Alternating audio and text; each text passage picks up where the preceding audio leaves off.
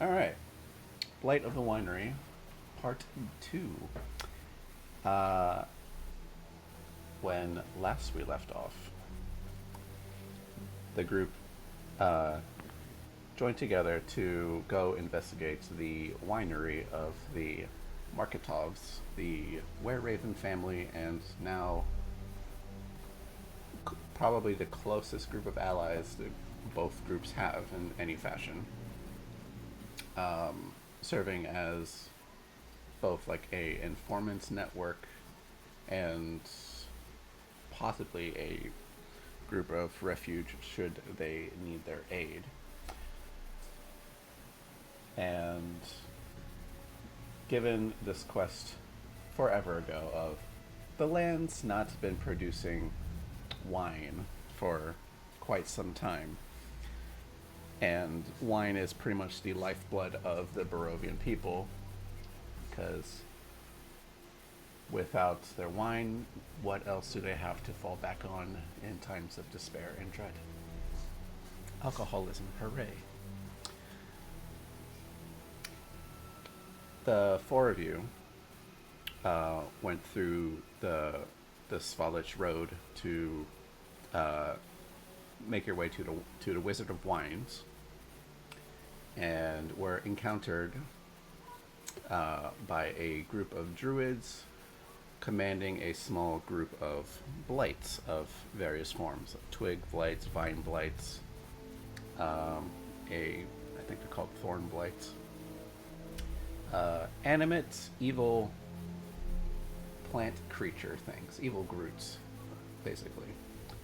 And dispatching them handedly, you gave chase after one druid did escape through the use of a wild shape and ran away. You guys eventually came to the winery, but just before then met up with an old man named Davian Marketov, who proclaims himself to be the patriarch of the Marketov family.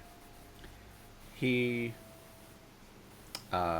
requests aid in reclaiming the winery because these druids, these forest folk,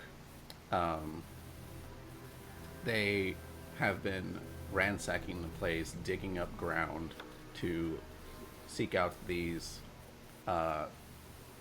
ancient gems that their family was tasked with protecting and guarding.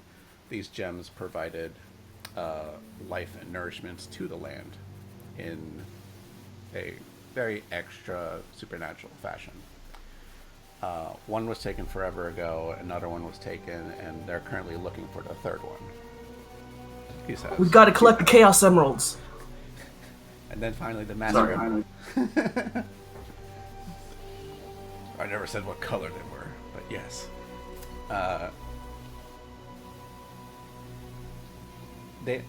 These blights, these druids, have been combing through the entire winery to seek these out. And with two of them already in their group's possession, their third one remains unfound for now. And as you are approaching the outskirts of the winery, you can see, if not hundreds of various blights and druids, not hundreds of druids, but lots and lots of blights that are combing through the area. And given your exceptional combat prowess, fighting a horde of these things is not ideal in any fashion. Eventually, someone's hits will break through your almost impenetrable AC Terexes and your wall of HP Ferda. Your other two companions are less squishy and will probably die first. In either fashion, Davian recommended we need to use, covert tactics. We don't want to engage them. We want to just rush your way through, using whatever tactics and abilities you guys have at your disposal, and using various skill checks and using as well your two steed familiars that Terexis and Keskion summoned to serve as distractions and such, you eventually have ran your way through to reach the winery. And let's just put you all on the map, because I haven't done that yet. Boop. And escaping the horde of blights, you have approached the outskirts of the Wizard of Wine's winery, which should look like this cool, awesome 3D print model I found online. So you guys are basically right in front of that large archway to the left side of it. Did the thing pop up for everybody? Yeah. All right, cool. Yeah, so you guys are approaching that that little opening over there. Tim, your Mastiff is over here. Jace, your Warhorse is over here, but they are far from your current control at the moment, just doing distraction, as just the blight you currently see on screen does not match the amounts that you guys have ran past and commented a bit. This is just a close outskirts of the current winery, and from what I can see on the map here, I didn't notice it until now because I just zoomed in. These are little beekeepers. They're cool. They got bees. Yay! Missed opportunity for me to use evil bees. Oh well. Not the bees! No. Save the bees. Friendly bees. Oh, I could talk to the bees. Oh god. The bees to attack the blights. Yeah, bees eat blights. Make bigger hives. Yes, we like the blue one.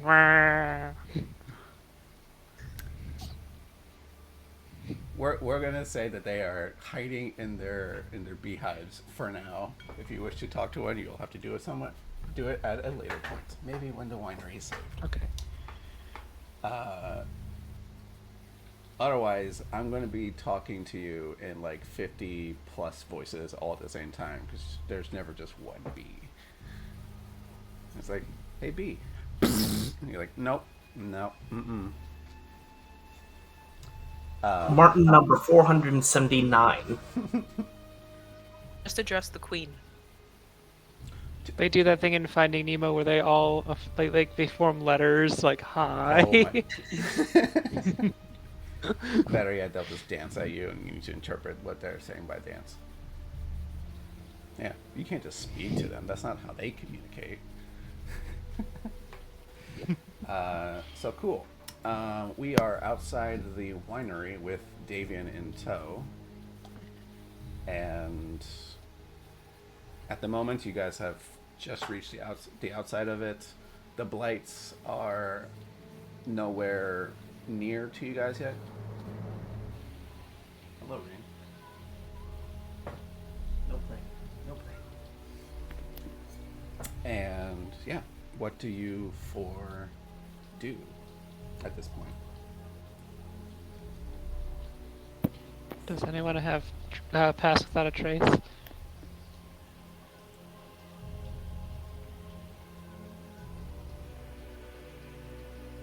Thought we were just going in.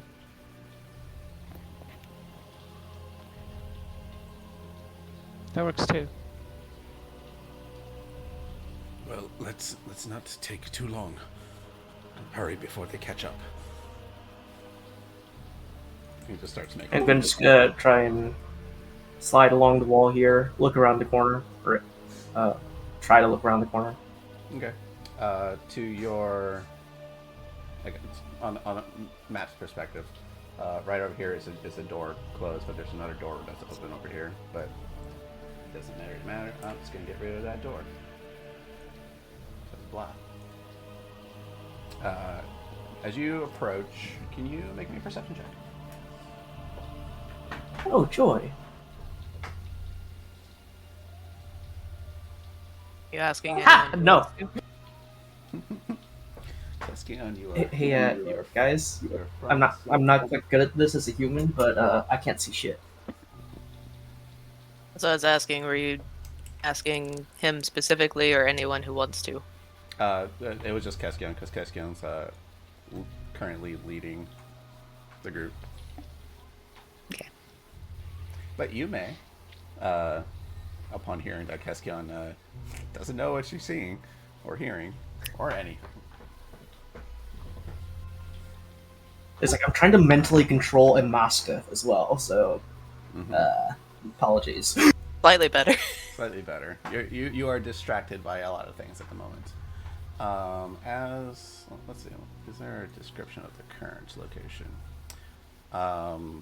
As you're approaching this area, this appears to be a loading dock. Parked in the loading dock is a wagon with 3 barrels set in braces on a bed.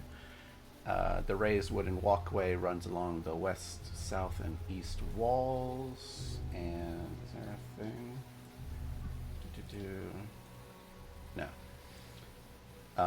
Right above this wagon, you see a square opening that barrels and things would be lowered into. There's a rope pulley basically. A winch kind A of winch, thing. yeah, winch. There you go. And as Irina, you're looking up. Pet attack. Irina, as you are looking up, you hear footsteps kind of creak on the floorboards above, and it stops. And then you wait a couple seconds, and the footsteps pick up.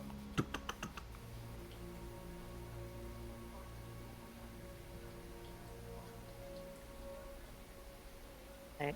Was the door thing above us open? Yeah, it's just a square opening Okay. with a rope dangling down. Okay. Did the footsteps sound any more hurried after the stop? You picked up on it a little bit, that the slower footsteps were just as you were approaching, as you guys were talking to each other. The footsteps stopped, and then they ran further into the house. Well, guys, something's up there, and I think it may have spotted us. Oh, then let's go in. You first. Krieg, if you will. Oh, of course. And then he'll just come in, sword in hand. You guys can make your way through, and I'll describe this next area. The rich smell of fermenting wine fills this large 2-story chamber, which is dominated by 4 enormous wooden casks, each one 8 feet tall. No, 8 feet wide, 12 feet tall. A wooden staircase in the center room climbs to the 10-foot-high wooden balcony that clings to the south wall, which has 4 windows set into it at the balcony level. Stacked against the wall beneath the balcony are old, empty barrels with the Wizard of Wines burned into their sides. The balcony climbs another 5 feet as it continues to the west and east walls, ending at doors leading to the winery's upper level. Beneath these side balconies are several doors, some of which are hanging open, and you can see that Davian, who I have to move because I'm him. As he is coming in, he's looking up a lot just to see what's going on up there.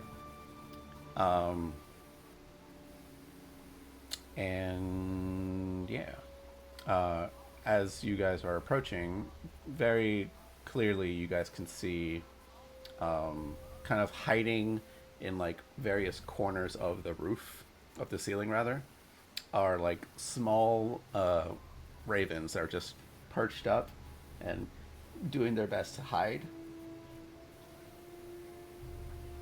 And they seem to poke out when Davian comes around, and Davian kind of waves them for a bit, and then they poke their heads back in, but poke out a little bit, come back in.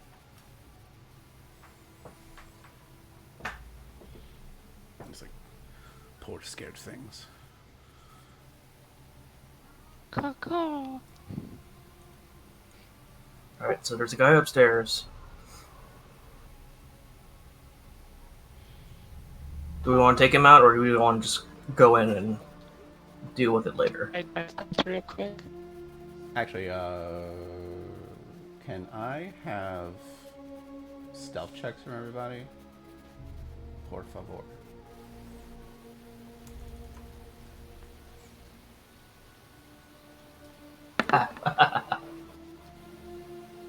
Why are you in heavy what? armor? I have no idea. Well, it would have been a 5 anyway. Like the 20 is the second roll. But that's curious. Why is that? Character sheet. Are you encumbered? You should not be encumbered. You're 69, 89 carrying weight.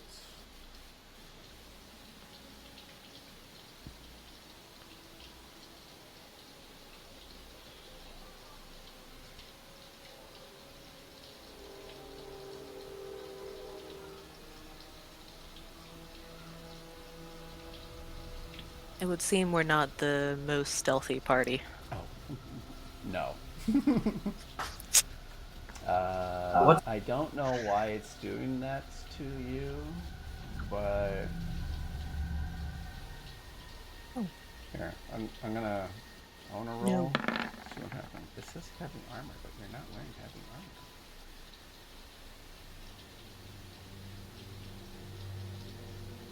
It's weird. Oh, hold up. Oh, let me try something. Sure. Watch. Why is it auto-rolling and not asking for advantage or... What the hell? Query advantage. That's. I think heavy armor is automatically disadvantage. But you're not heavy. But I wear medium. I'm a dex build paladin. Yeah. Just hold on.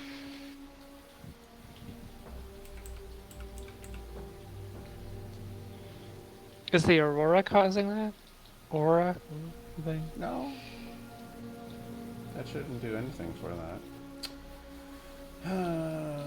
Where's strength score? If you look at the 15. properties of the armor that you have equipped. Yeah, I feel like it would say whether it's medium or heavy. It is medium. I see that. No. Jace, no. I'm on it. It is medium. Okay. Sorry. So, let's see. Your strength is 6. 10, 15.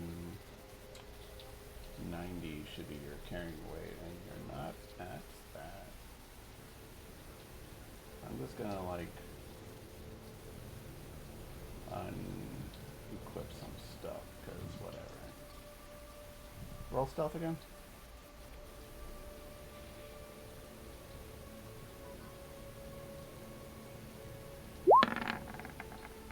Still doesn't. Oh well, we're just gonna take the first roll because that's what it should be anyway, and it's not like you have advantage on it. Okay. If it comes up, we'll consider it. So at the moment, that's just what it is. Either way, your first stealth roll was a 5. Cataclysmically bad. Yeah. So as let's see, cool. Given that the group did not do great on their stealth, as we are just boom, boom, boom, boom, just stomping into the room. Krieg, Ferda, what was it, Keskion? Yeah, just not the greatest. Irina, you It's too dark. Yeah, Irina has more adopted her ranger self here and just like sneak. No, not even a Krieg, but the rest of the group. And Irina's knees just relax a little bit because it's not going to really I matter. really hope that's not a body I tripped over. No, it's just the fumbling around of just a lot of crates and barrels here. I'm gonna bring the druid to this map just so you guys can see. So this druid over here is on the second floor. I'm just showing where they would be. They are currently over here, and they were in the middle of like throwing these like large roots and what looks to be like bloody remains of some beast or person, who knows, into the third vat of wine. And as you guys are stumbling through the first floor, the druid does look down and see you all entering, and says, like, "Intruders!" and is getting ready to start casting something at you. So let's this isn't your group. Initiative, please, because they are not happy with you. I am unable to select my token. What And I don't the know why. hell? It's a great day for you. Yeah. Select your token. I'm gonna try refreshing. Is also like all of the black went away from the map. So What browser are you using Roll20 on? Chrome. Strange. I don't know, it's like ever since the Windows 11 update came out, like something or other on my computer has been glitchy. So maybe it's just the browser's turn. I don't know. Or just Roll20 doesn't like me today. It can be temperamental at times. Get off.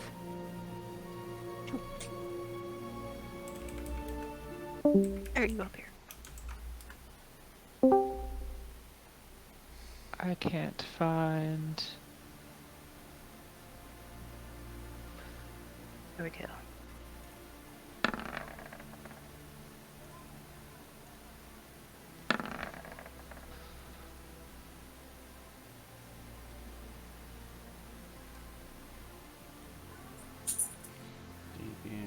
I know you roll for Krieg. I've got nothing. What's nothing? I was looking through my character sheet as to why it was doing what it was doing, and I. Got it. What?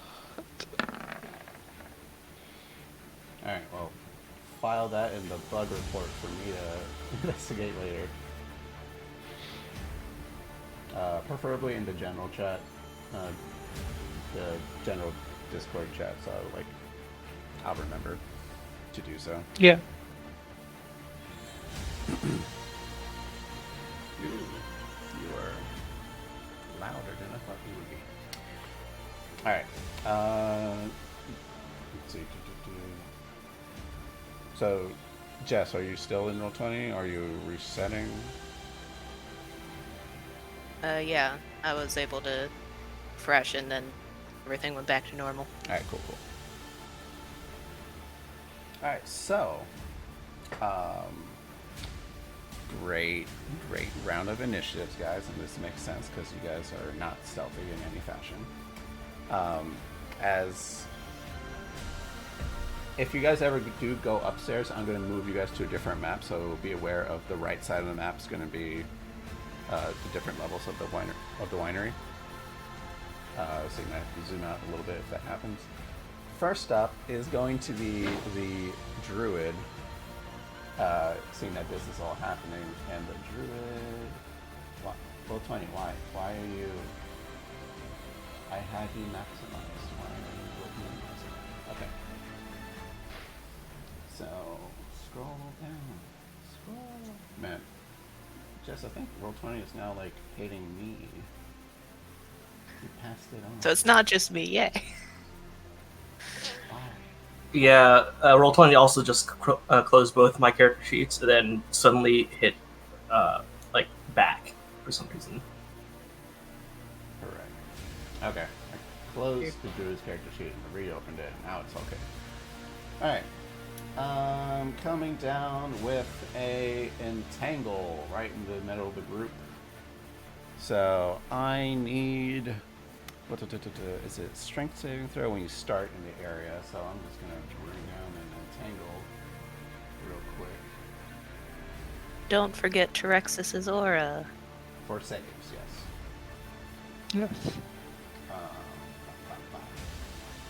When you start your turn, you'll make these saves, so you don't do it right away, but you guys are about to go.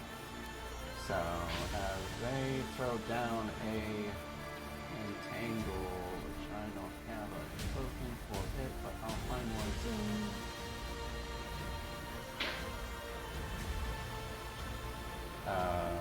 Yeah, I'll just draw it. I'm being a little slow today. Entangle is a 20-foot square, so let's do that just right over everybody. Drop it down there. Try and make this who the back. That looks terrible. This is why I do things the other way around. Alright. So, that green square is the entangle. A bunch of vines, thorns, break out of the cobblestone floor and just start wrapping around people's legs. That's going to be the druid for now. As that's happening, you guys can see that the barrel that she was dumping stuff into starts like groaning and creaking a bit. There's some of the boards are like bending a bit, and some of this thick dark red wine is just starting to shoot out of it on some seams. Haven't you ever heard of flushing? No! Irina, it is your turn. Then Ferda. Okay. You said it was a strength saving throw? Yeah, at the start of your turn, make a strength saving throw. On a success, you free yourself, otherwise you are restrained. The DC was 12.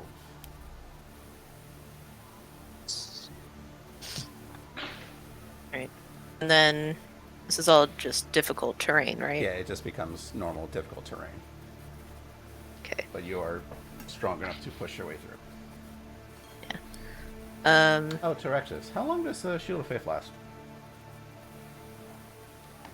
Hold up. No, you had that since... I wanted to had say an hour. You had that an hour? No, 10 minutes, sorry. Okay, well that would have been gone by now, so I'll just remove that little shield Yeah. icon. Boop, boop, boop. Alright, continue. With the druid up on the second floor, I still have like a straight shot to her, right? Yeah.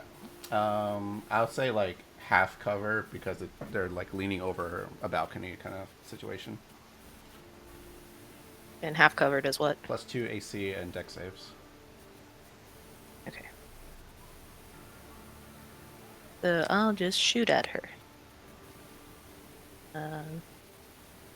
Actually, this.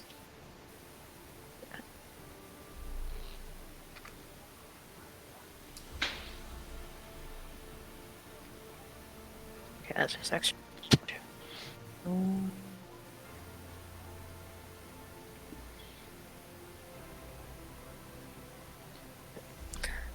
I'll do my hunter's mark first.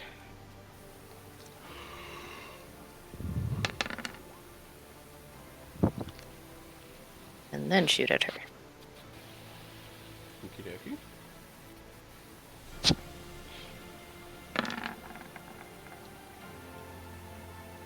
I just rolled twice for anyone else.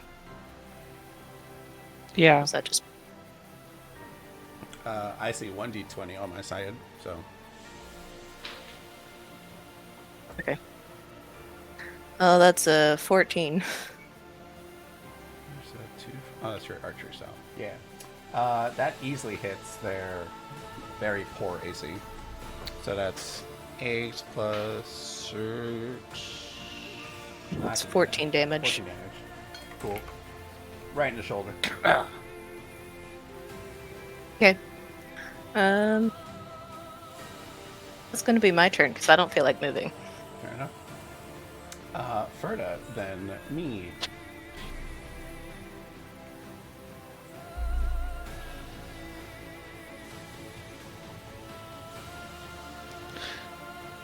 Question real quick. To get into melee range, do we have to go up the stair here or somewhere else?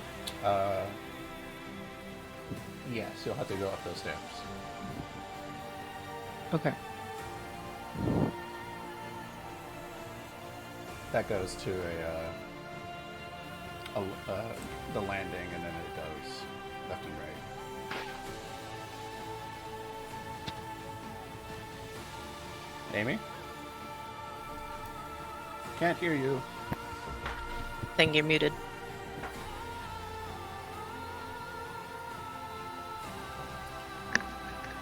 Today is all about tech issues. How's that? Today. Much better. Okay. Technology, yay. Okay. So, first thing is to rage. So Krieg, Davian, Trexus, Irina, and Keskion all get 3 temporary hit points. Hey! And then using that, I'm going to. I need to make a strength save, don't I? Yes.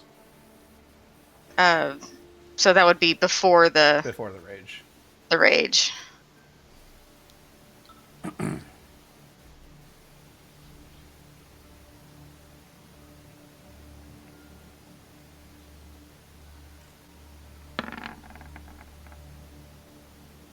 You're golden. Cool. So, rage, temporary hit points, instinctive pounce gets me about there. Mm-hmm. And then the rest of my movement is 5, 10, 15, 20.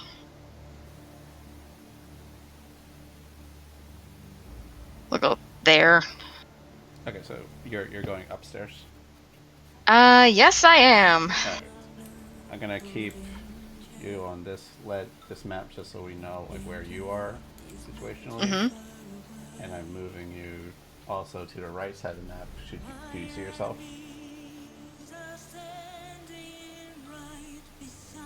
To the right. Mm-hmm. Okay, cool. So that's where you actually are. Okay.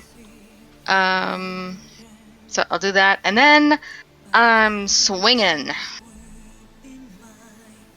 is a very Couple interesting times. track.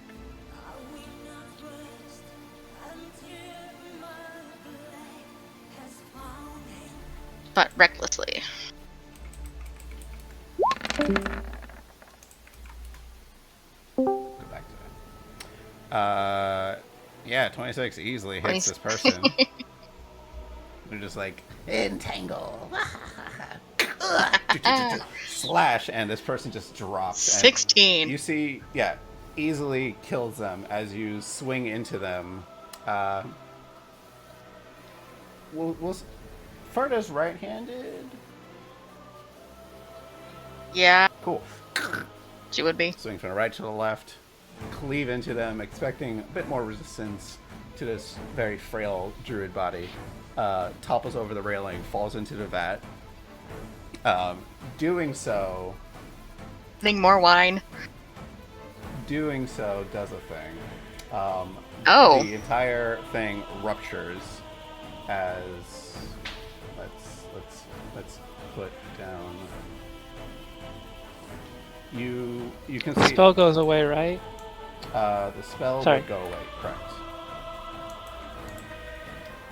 As it ruptures, you see this large vat of wine has been filled to the brim with blights, and you can't count how many there are, but they're all piled on top of each other, and they just start pouring out. I'm gonna be pacing for a bit, so just ignore how many you see at the moment. There are more, Oh no. but they all fall over themselves. And Ferda, I'll just remove you from It might be time for that one spell for me. Sorry? Sorry, I'm just thinking what to do. Oh, yeah. The cantrip you were doing earlier. So, yeah, that's going on. Alright, cool. So yeah, you see that these red wine-stained twig blights are just breaking out. So have at ye. Ferda, as you are currently looking down, I'll copy you over back into the main map so you can see what's going on. Oh no. Yeah, like it's a lot of them. I'll say that the outer ring is an individual twig blight. The center four squares are just piled on top of each other. They're just scrambling and now reaching towards their group that's on the ground. Cool. So that was an attack. Do you have any other movement left? I think it took me about 25 feet of regular movement to get up to the druid. Mm-hmm. So yes, I still have 15 feet, which I will use to go back down the stairs and use my second attack. All right. Well, cool. Let's ignore where you are currently now, and you make your way to the bottom-ish steps that you can, because the landing of these stairs is just covered in lights. So you're currently like up on a few steps and just hacking down on this small sea of lights. So go for it, please. Sure.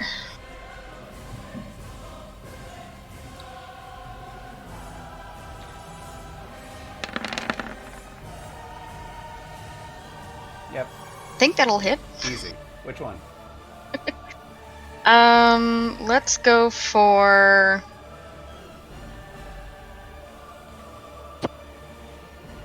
maybe that one. Why not? Oops. It's killed, and then I remove it and put another one on the space. Oh no. Like we. Just standing on the body of its dead brother. Yeah, effectively. Yay! Well, I guess that's me. Alright, cool. It's Davian's turn. Davian is going to... like, he has his cane, but he, like, twists the top portion of it, and it, like, you hear a click, and a small, short sword appears out of it. Little cane sword that he has. He's like, "Get me back in my winery, you bitch!" And then he like runs in and starts hacking away, or attempting to. Short sword. His rolls are not coming up. So let's make it not this way. I now saw it roll twice. Roll 20 has been misbehaving today. To be fair, I think when I saw it roll twice, it had the same rolls both times. So Alright. it might just be a graphics thing. Might be just a graphics thing. Either way, he comes into attack and rolls a natural 1, so he like stabs at one twig blight, but it doesn't seem to really care too much about it. You can't. You have to cut him. Cut weeds. Don't stab at him. He's like, ah, and he'll attempt a second attack with a 17, and this time he pulls it out, swishes horizontally at it, and kills one, and then another one immediately takes its place. And it looks over to the rest of you and like, help! Terexis, then Espeon. Terexis, like, her eyes are glowing and she looks mighty pissed. So she's gonna move over here and then hide behind her shield that is frosted, and it's glowing and vibrating and glowing and it's angry, and she says, "Freeze, heretics!" And then and let's do frost fingers at second level. That sounds fun.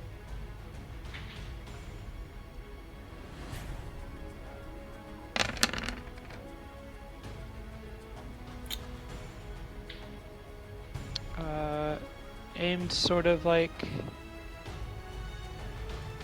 here going out so it doesn't hit Ferda, but everyone else. It is a 15-foot cone. Let me just make sure proper cone for you.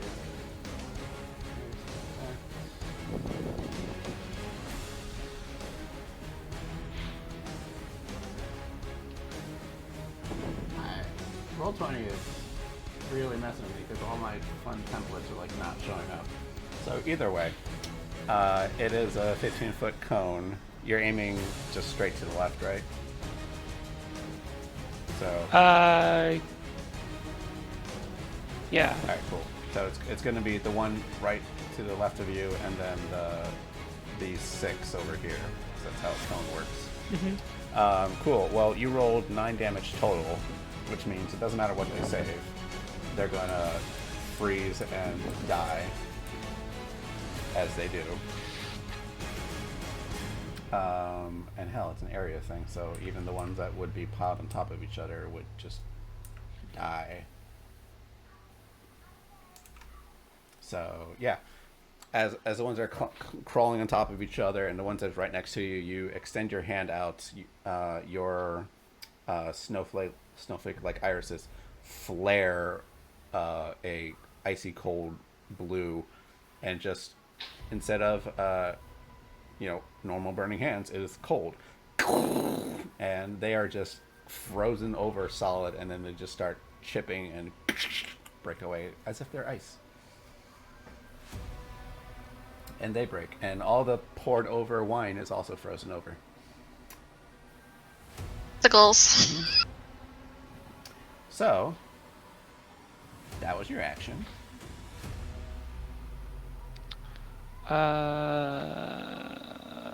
That's all I got. All right, Keskion. All right, I'm gonna tell Krieg open a path for me, and I'm gonna have him cut down the 2 in front of him. And as soon as he does that, I'm gonna charge and use Blade Burst. You can open So it. I guess it's technically a hold action for me. You guys go at the same time, so it's fine. So first strike, he's just gonna use his basic greatsword. Mm-hmm.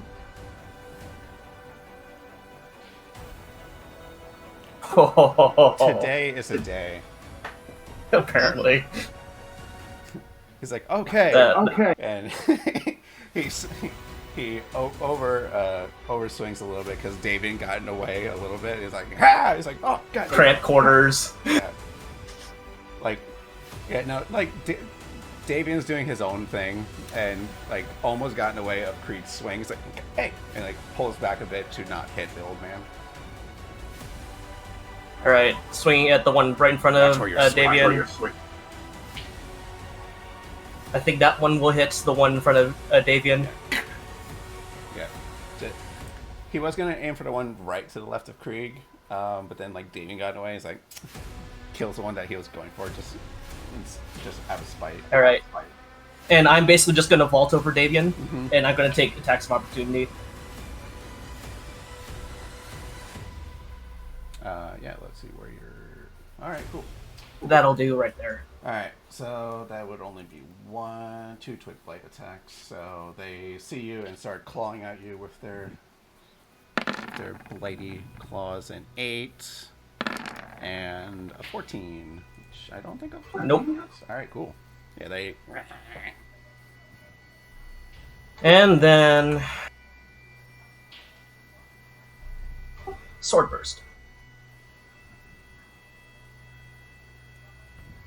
So they have to make a dexterity save. DC 14. Do I have a thing?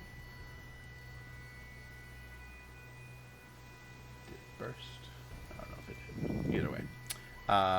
Dex save 14 for 8. I don't need to make any saves for them. They are hacked away, because even if they save, they would die. So, and they are just ripped into tiny chopped plant material. All right, that is my turn. All right. The rest of the Twig Blights that are alive, they are going to go for people. Ferda, realistically, only the ones that are from the left to the right of you can really get anywhere toward you, because anything to the bottom is underneath the stairs. So the ones to the bottom, I'm going to run out. See Keskion. Oh, there's a whole vat there, so they're not going to get too directly at you. One goes there. I'm just going to hop over for Terexus. And yeah, that one can't get to you. So these two go here. Alright. So 3 Twig Blights are coming at you, Ferda. Okay, You recklessly attacked, right? I did. Alright, cool. 15 does not hit you. That'll hit you for 2 damage. Ooh. And then that'll hit you for 3 damage. Ooh. A total of 2 damage. A wild poppy shows up in the background. Guest character, yay! Hooray! Keskion, 2 attacks coming at you, not with advantage. 12 easily misses you, and a 12 also misses you. Terexus, these are absolutely going to miss you because they roll like shit today. An 8, an 11, and a 6. So they're just... We'll just call these as these are just baby twig blights. They are just hatched. They can't do shit today. So they're weeds. They're the twig blights are the smallest and weakest of the blights. And yeah. It is now Irina's turn. Okay. Not in a good position anymore for what I wanted to do.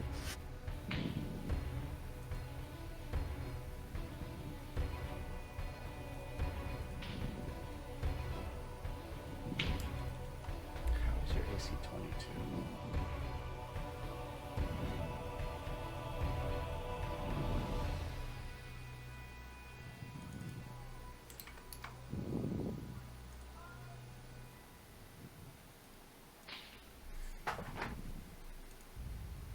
I guess I'll just shoot at one. 'Cause I don't really have many area of attack spells. I'll just go for that one. Alright. 2 shots.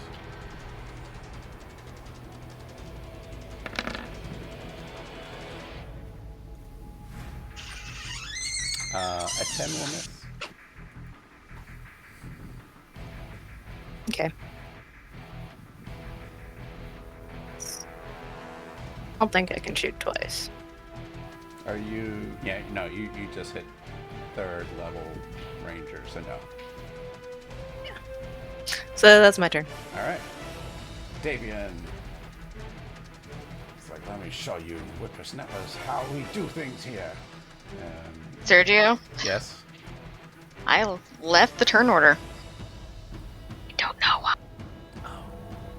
Maybe when I went to a different map. Oh, yeah, because I...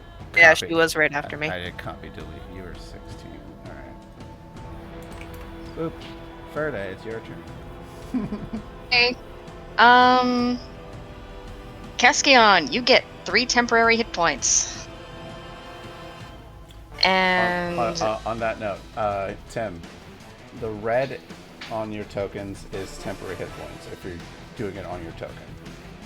It's always green is health, blue is AC. Continue. I'm going to attack the one on my left. Just regular. I haven't done that in a while. I think that helps. Pop. And then the one directly above it. Go ahead.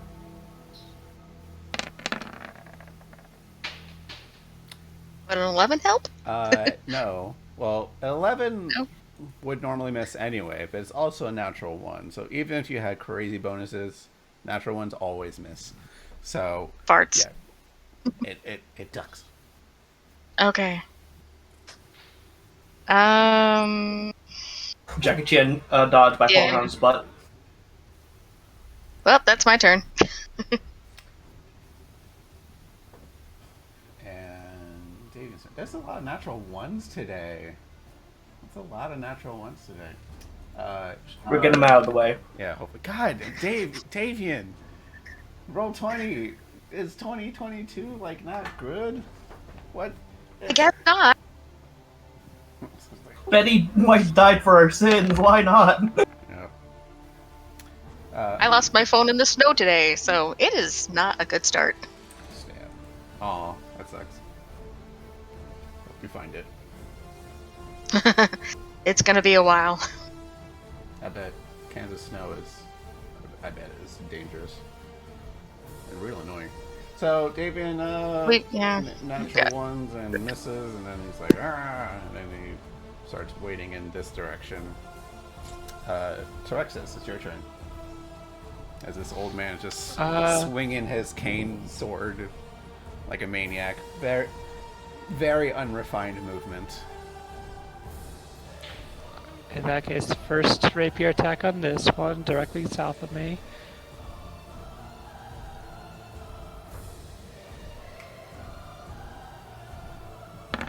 Natural one. Damn it. No. Yeah.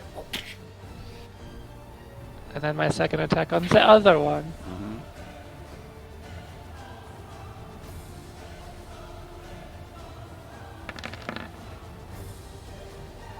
Almost natural 20, not that would matter. Stab. And that is how you do that. I simply say, and then move over. Let's see, 1, 2, 3. To help my friend. But your ace. Yes, everyone's good on hit points for the moment. Ugh. I will stand here and just kind of like stare at them meanly. Alright. Casquion.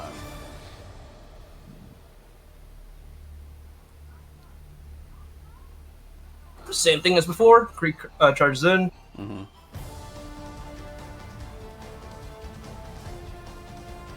Great sword on the one right in front of it. Yeah! Slash. Whip it back around. The one in front of Keskion. Natural 20! Now he's just showing off. Woo! And I'm probably going to take another attack opportunity, I think. Another Yeah, you get Burst of Swords. you get one teeny misses easily. Burst of swords. Oh hey, they might survive this. Dex save. Yeah, dex save 14. Failed and failed. So yeah, these two, the last two are ripped to shreds. And that is them. They are done.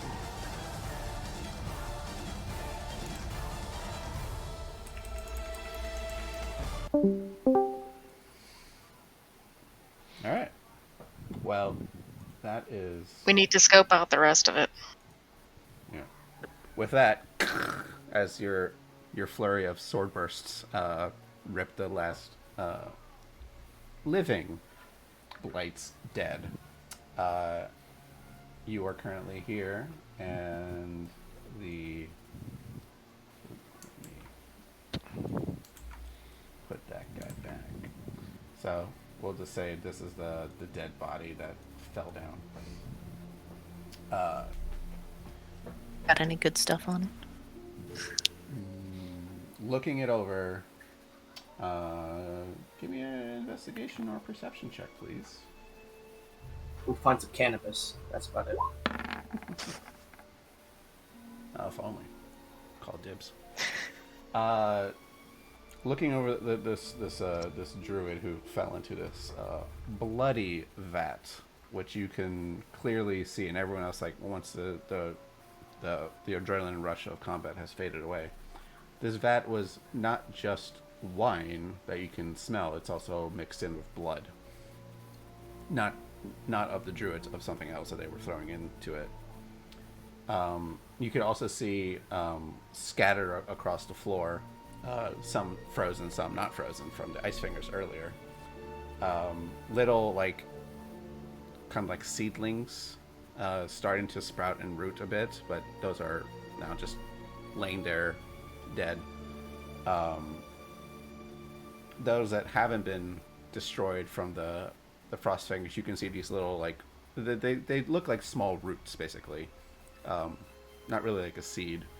The little sprouts that they have are, like, slowly moving on their own and, like, poking at the mixture of blood and wine and kind of, like, seeping and drinking it a bit.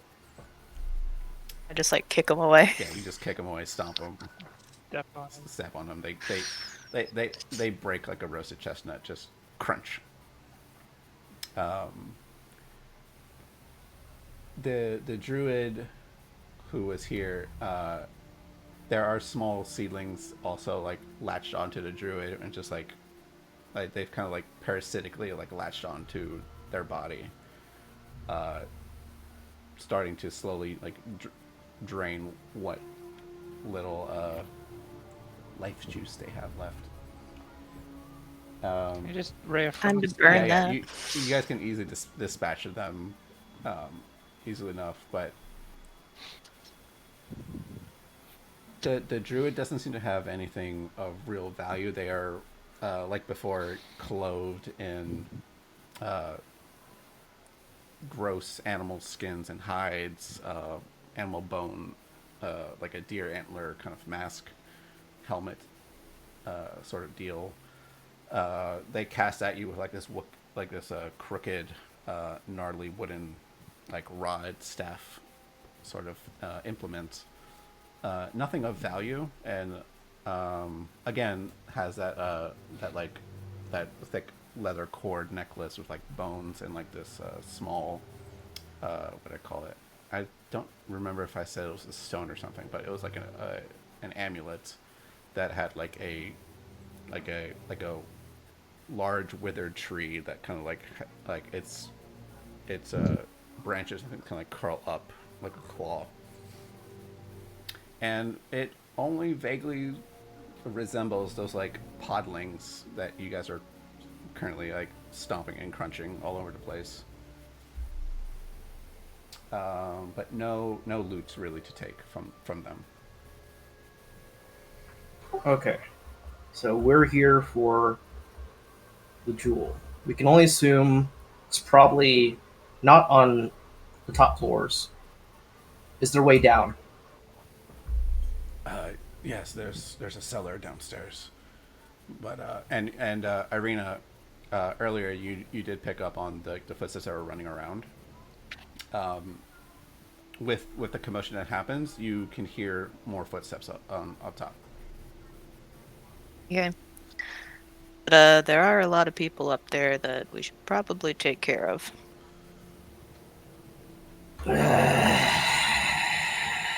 Okay. Yes, let's finish this.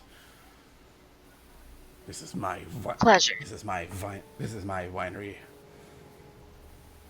That spiral staircase up there? Over there? There is a spiral staircase that goes that way. Yes. And Davian also, like, when you first mentioned, like, is there downstairs? Davian's over here, motioning towards this open passageway.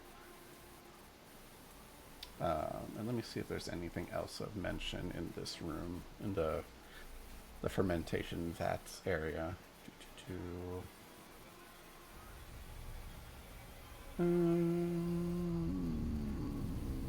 Nope. Nothing else to mention. Down here where Davian's entering in, you can see for Terexis, this is probably the first time you've really seen someone that had this kind of craft. You spot a very familiar workshop that you've probably have apprenticed in before. You see a glass blower's workshop. Yay! The dirty window to the south wall allows dim lights to enter this room. Wine bottles are manufactured here, as evidenced by the tools laying about, the wooden rack full of freshly blown glass bottles along the south wall. There is a hearth slowly dying out. In the southwest corner, barrels of sand standing next to it, and there is a staircase that descends underground. Yeah. So, If we become trapped here, I would like to. I will blow you the most grandest bottles from that glory hole. All right. These are all actual glass blowing terms, so. All right. of course, So I knew that. Me, Alright, so- patriarch of the winery. I know what you're talking about. I know all about I guess- glory holes. Yes.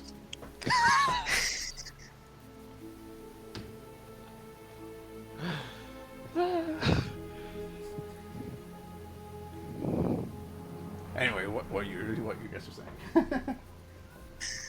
So, if there's more upstairs, we have, I guess, the tanky ones charge up forward, and standard breach and clear. Help clean up. Yeah, and as this is going on, yeah, actually, let's just go upstairs. We'll just do that. So we're going to the spiral staircase, or going up the staircase that you guys fought in. Well, they said that we should. They said we should clear the rooms. I suggested we go find the jewel first, since that's our top priority, honestly.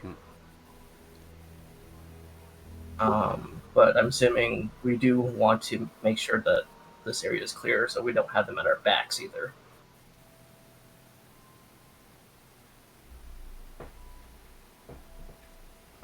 I am NPC. I follow. Any other words here? I can't be the only one deciding where we go. To clean up upstairs. All right. Yeah. Up we go. The staircase you guys are right in front of, or the spiral staircase that Keskion pointed out towards the right?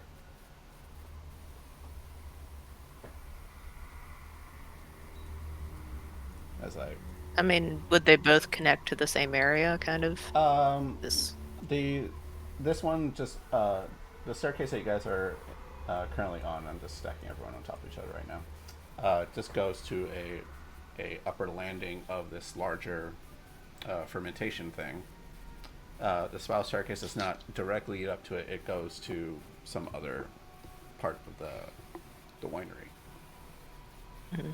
Is there like a door up there if we go like up the stairs that we're closest to that would give us access to the rest of the winery? Yeah, they're all connected. Okay. So we could do a sort of pincer movement. Half of us go up one way and half of us go up the other. Yeah. I like this plan.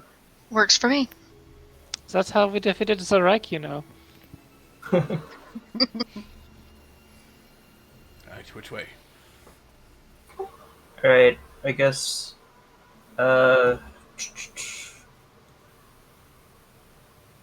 Guess me, Krieg, Ferda, and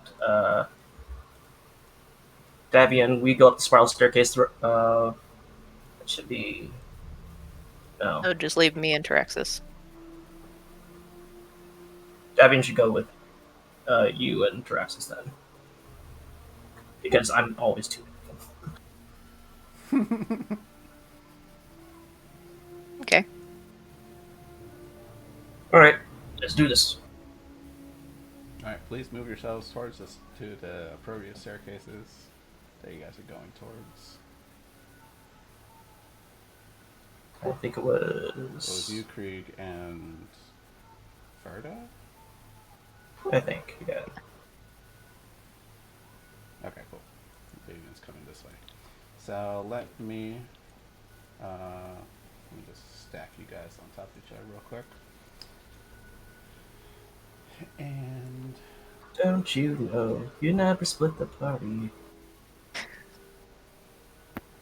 Except when we do decisive tactical action. It's not like we're going to different places in Barovia. of course not.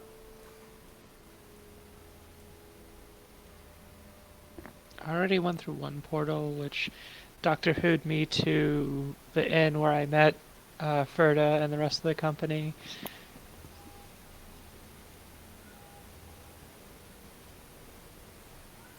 Sometimes. All right. So let's go one group at a time, real quick. So let's just split up parties slightly. 1 second.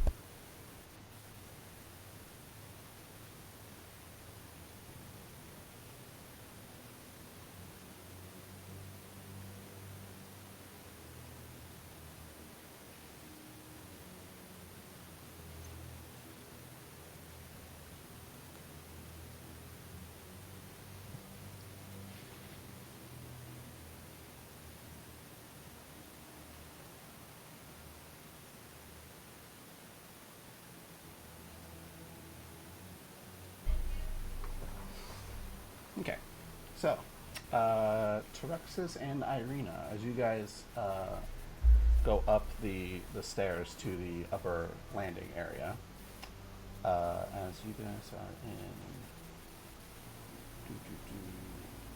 you guys can easily see 4 raven swarms that are basically like hiding up into the ceiling rafters.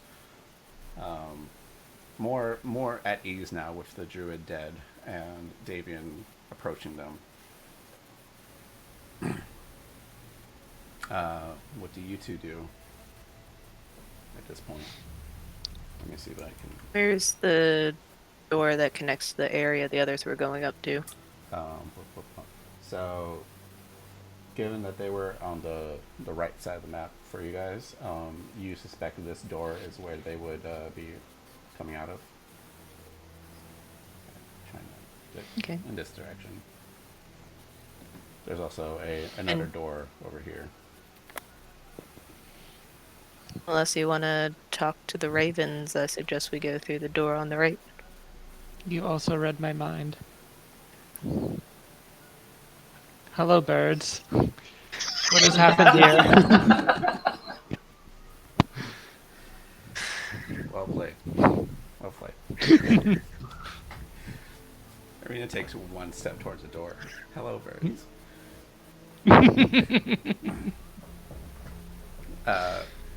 Okay, ravens. Yeah, and like sporadically, they go like, Davian, all right, Davian safe. Family gone.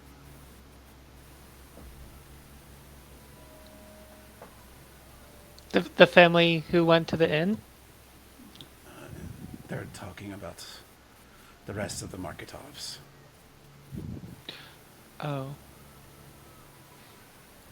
It's just been me and some locals. And then he starts like chirping and cawing at them, which only is translated, I guess, back to you in some fashion. It was like, it's okay, little ones. Soon the winery will be safe for you all to nest again.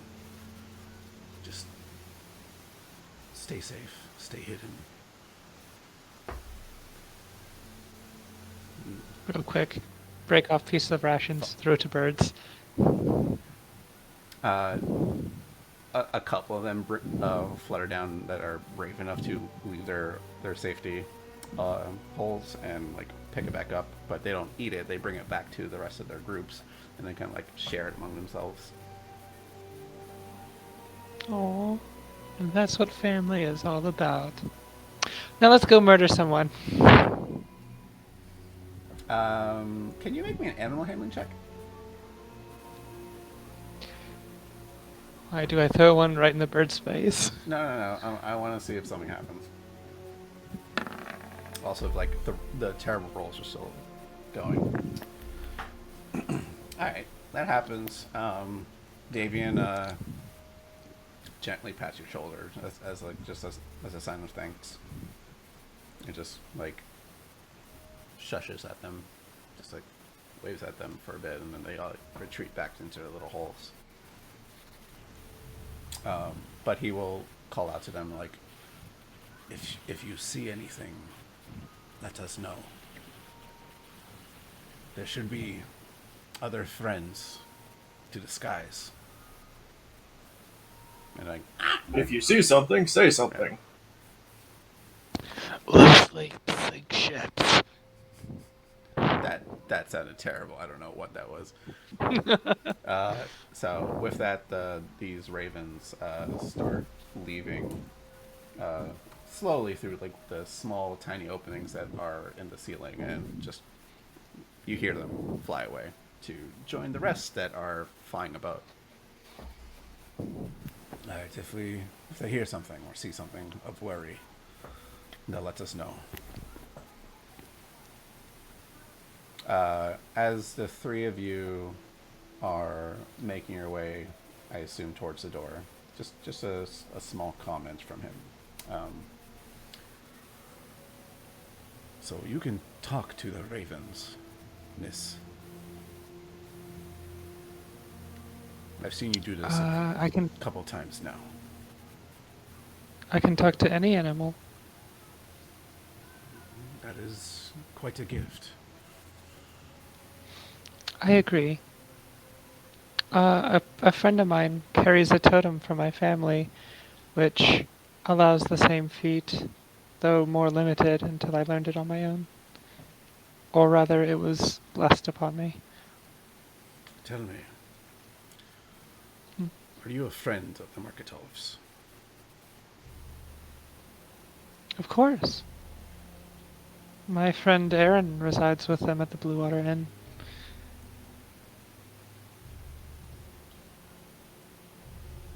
Is Danica happy? Yes. In fact, I may not have been on this plane as long as you, but when I seek comfort and look for a beacon of hope in this land, I think of them.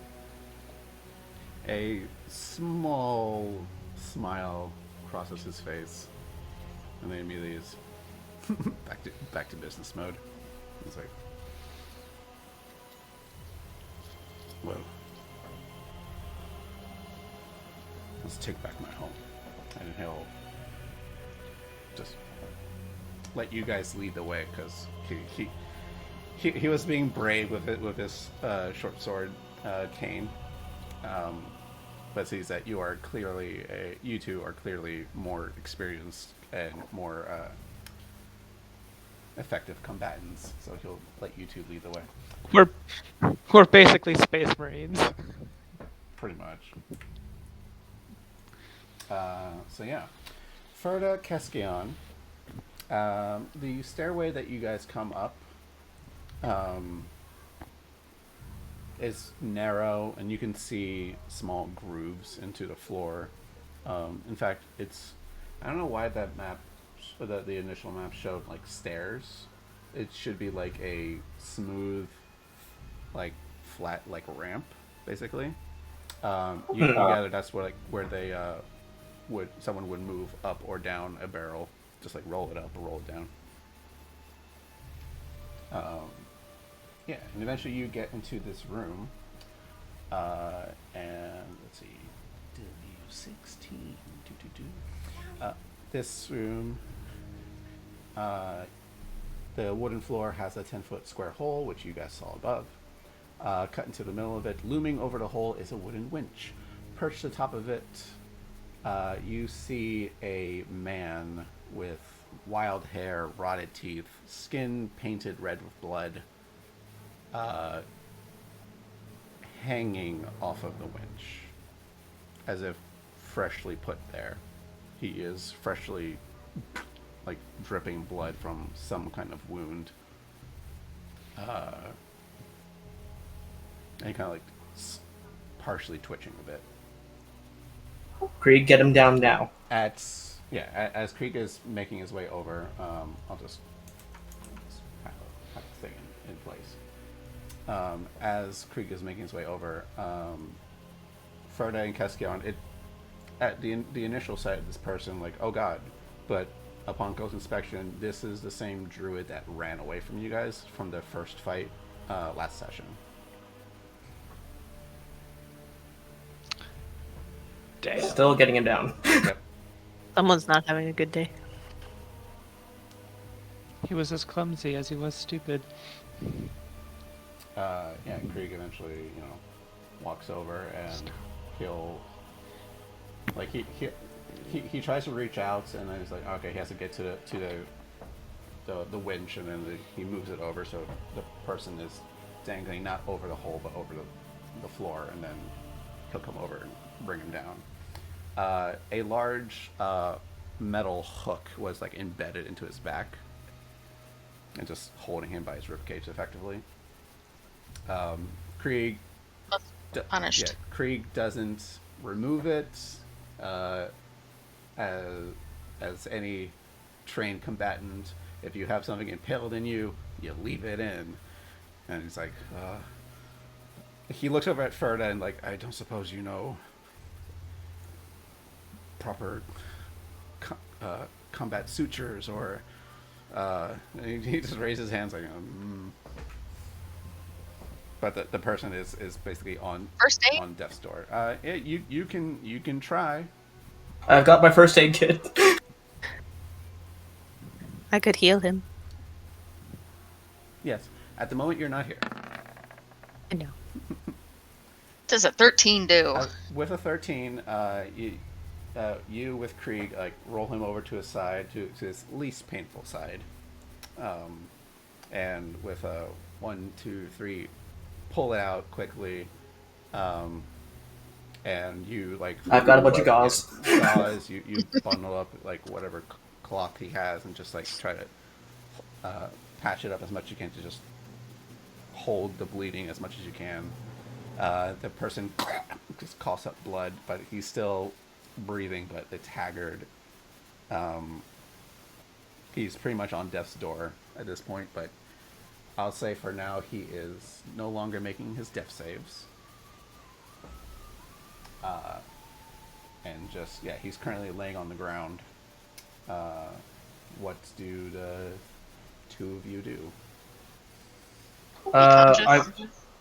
I'm gonna go over to the other door, which I'm pretty sure leads out to the landing, and say, "Hey guys, we could probably use the more experienced hand in healing over here." All right. Well. Oh, that's me. As Terexis and Arena, you were about to approach the closed door. Keskion opens it. And like, hey guys. So. Oh, you're not who I came to kill? Fascinating. Smite.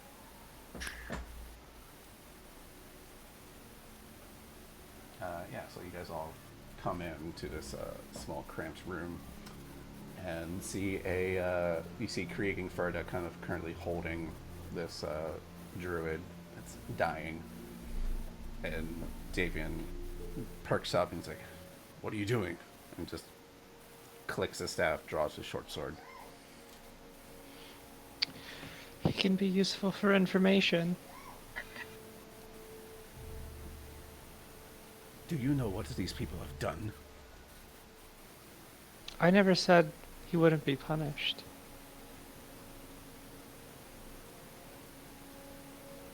Guess what information he wants now. He has information. Yes, sir. I tilt the chin up of the druid, smack him around a little bit. Each one's a lay on hands. Okay. Like 1 HP each. Like, Okay. You close up the wound, still hurting. And yeah, so what do you guys do? I would like to persuade him to hold his head back. He's definitely feeling cold, but Yeah. With Ferda and Krieg effectively holding him down gently, but still a firm grip. He's seated up against the wall and just like, yeah, he's just there and just looking at you all with scorn and hatred. You know, I don't know if it would have been better to kill you while you were still running from us, or to left you up on that hook. But we want to know stuff. Gulthias will come for you all. oh, please, I have not heard that word. Don't know. Is that the one who hung you up like a rotting pig? No. Gulthias is our sacred tree. Gulthias will feed on you all.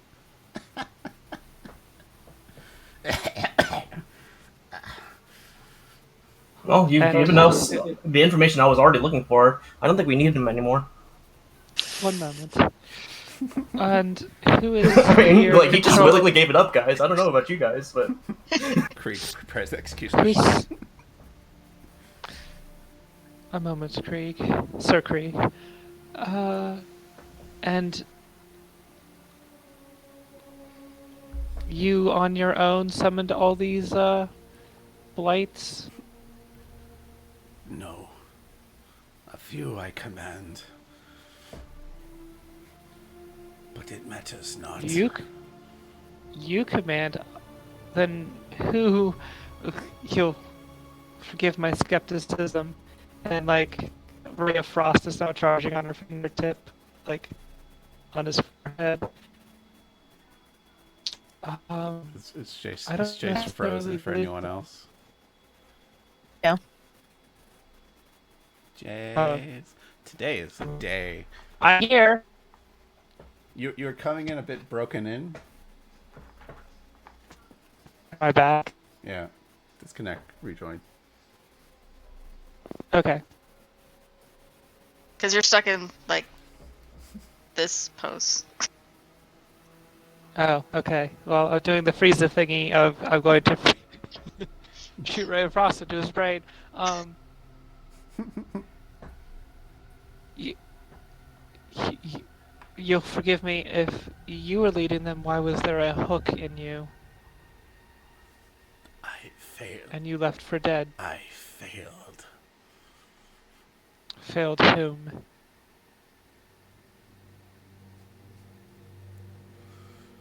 Gulthias. This is... I backhand him with 1 more HP. This should hurt. It hurts so good. You forget the more HP I give him, the more he'll suffer when it declines to 0 again. Mm-hmm. Yeah, he just says Gulthias. You slap him with 1 HP. A tree would not do this to you. Who else is here? Intimidation? Or... Yeah, this is absolutely intimidation. Can I help? How? How are you passively helping? She is also like right there. Yeah. I will Yeah, tighten my grip on him. There you go. Because before it was like I'm helping and supporting you, and then it's like grip. Sure. So now you have advantage. If Krieg, Mommy isn't happy. if Krieg wasn't already about to help, but yeah. Yay! I don't fear death. I'm not going to kill you. I'm going to leave you frozen for all time. And make you an ornament. Or I can grant you somewhat less of a shameful fate. He doesn't need to So- die to so- feel so- inexplicable pain. So let me add on to it because it was a 24 intimidation. Okay. You gather that he is not afraid of death, but you saying like you're gonna freeze over. Oh, those are cool, Tim. Freeze over, and there's some fear in there, but it's not from your hand. It's you gather. There's some weird belief that he has to his own death contributing to something greater. That if you're preventing him of having, they're like that kind of thing, kind of like maybe a similar code you've probably encountered before with like, probably from your background of like the raiders and things. Like some people like, no, I want to die in battle. Give me honor in that fashion. You're like, no, you're gonna die in prison. That's I'm having a flashback to when we hung up that orc naked back in the other game. It's like, and everyone was just trying to chant like broken orc, like strip him, strip him. yeah. It's a similar thing. There's no like honor of it, but he wants his death to contribute to something, and by saying I'm gonna freeze you, like scares him a bit in that fashion. He'll say,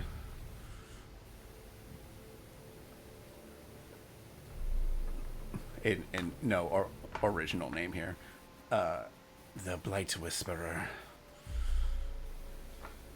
They command the Blights.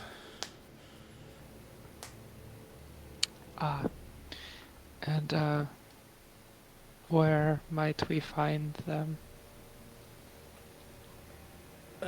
You see his eyes like glance over towards the door that Ferda is standing next to.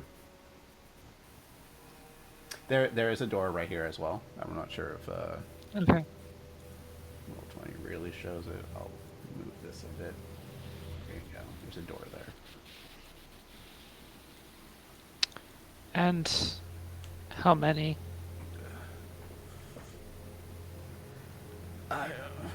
There's a couple. A few of us. More blights, though.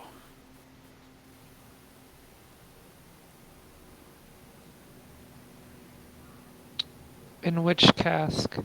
Or are they alive now?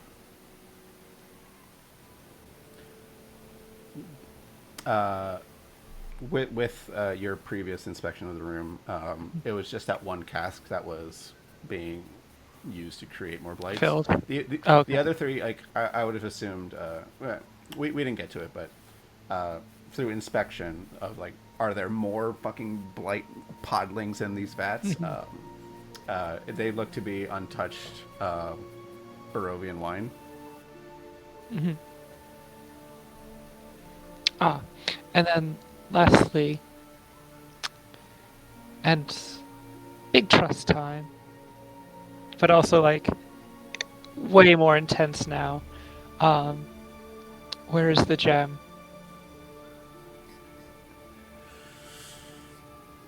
Gulthias has it. Can I insight if he's trying to spook me or if he's Pretty sure he's lying. Sure. Please make me that insight check. And if anyone else wishes to join in on it.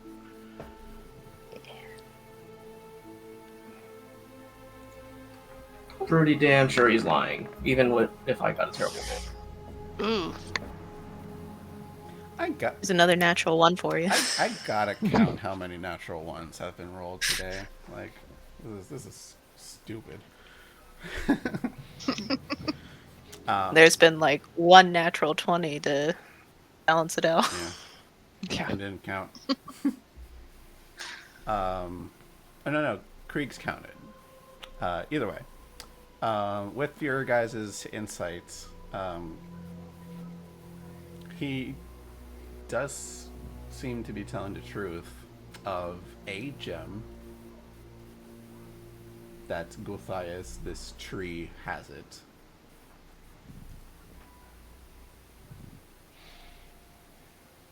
I mean, kind of figured he wouldn't have the last one, or else there wouldn't still be a whole bunch of Blight searching for it. Mm-hmm. It's true.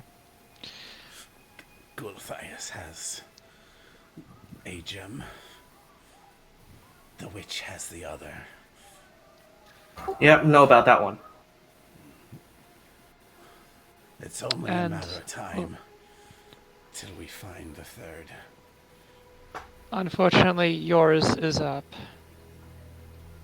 Execute your sword first. We will preserve you. Let me bleed. Let me bleed. I'll do it. Since you asked so Stick 'em nicely. through. No.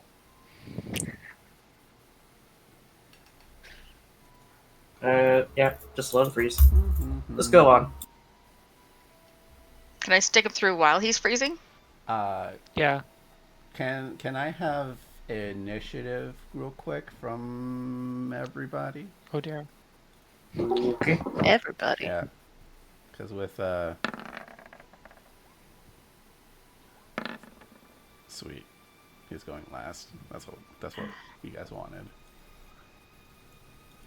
Either way, at the moment he is last. And here comes Casquion. Okay. Amy, what's Yeah. going on with your initiative? I have no idea. Because it rolled twice? For some Looks reason. like it. I don't know. It's like. Is Roll20 haunted? Roll20 might be haunted. Maybe. But we are too deep in this to go back now. So this is just welcome to 2022. So with the mention of that and Ferda, your sword not coming down with Trexus's threat of freezing him instead of letting him bleed, angrily he starts he lifts up his arm weakly. There's a small radiant pulse of energy in his hand, as if he's about to cast a spell, but he is too slow to cast it off before anyone else does anything. So we'll just say, Ferda, Irina, Terexus, do you three do anything about him before he starts finishing this cast of a spell, aimed right at your face, Terexus? I just want to stick him through. Okay.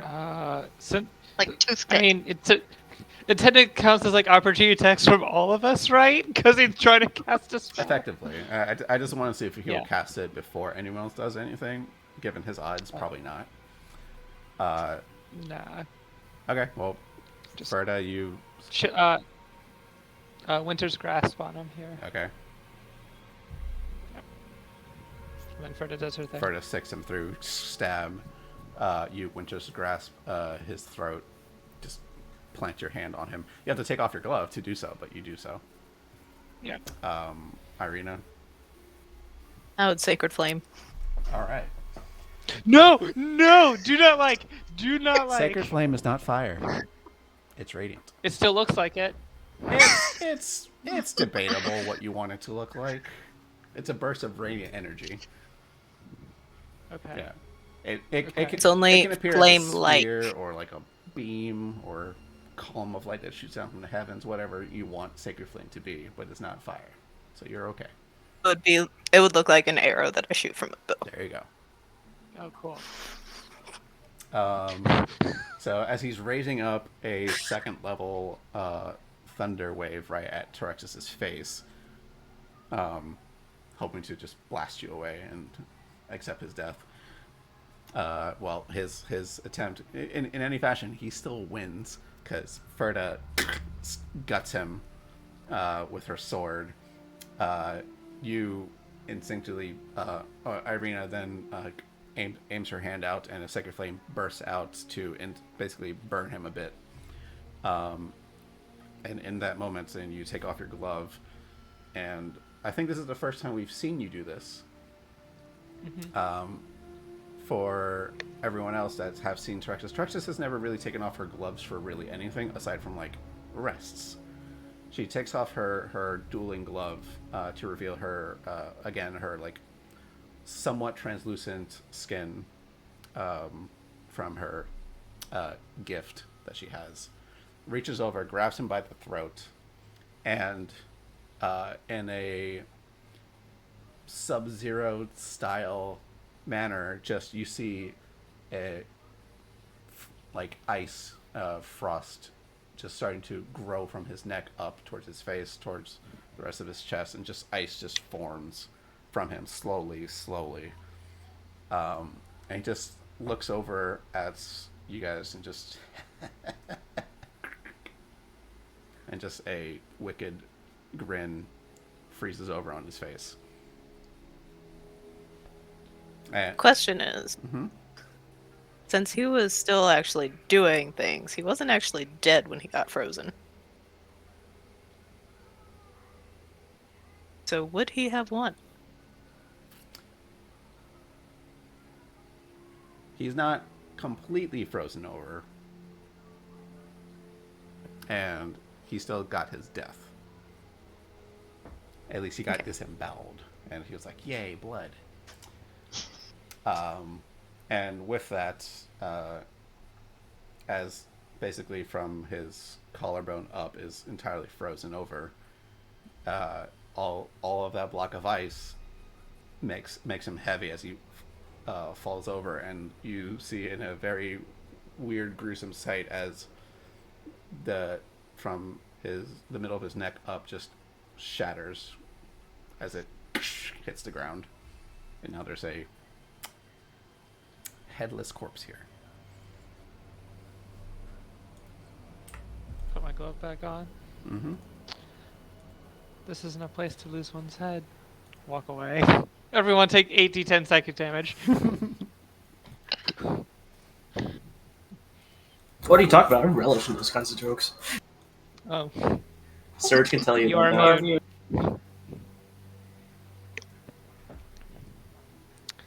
Well, I'm ready to charge in. Same.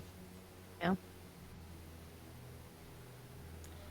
I've Though, never had an After interrogation go right. after that moment of frozen decapitation, Sub-Zero, Mortal Kombat fatality style, there is a small tense moment where you don't really realize that this is happening, except Krieg and Irina, Keskion and Irina. As this happened, you two notice a weird tense moment as Ferda and Terexis. You didn't realize when this happened, but the two of you are staring at each other as you like come to. For some reason, like you, it's like one of those moments where you blink, you're like, oh, I'm looking in this direction now. Like you, just faded off for a moment. Keskion and Irina, Ferda and Terexis had this tense stare for a good like 5 seconds toward each other, with like anger. And then when they realized that they were staring at each other, they kind of blinked, and then that grimace look went away. And yeah, They just need to hate fucking get over it.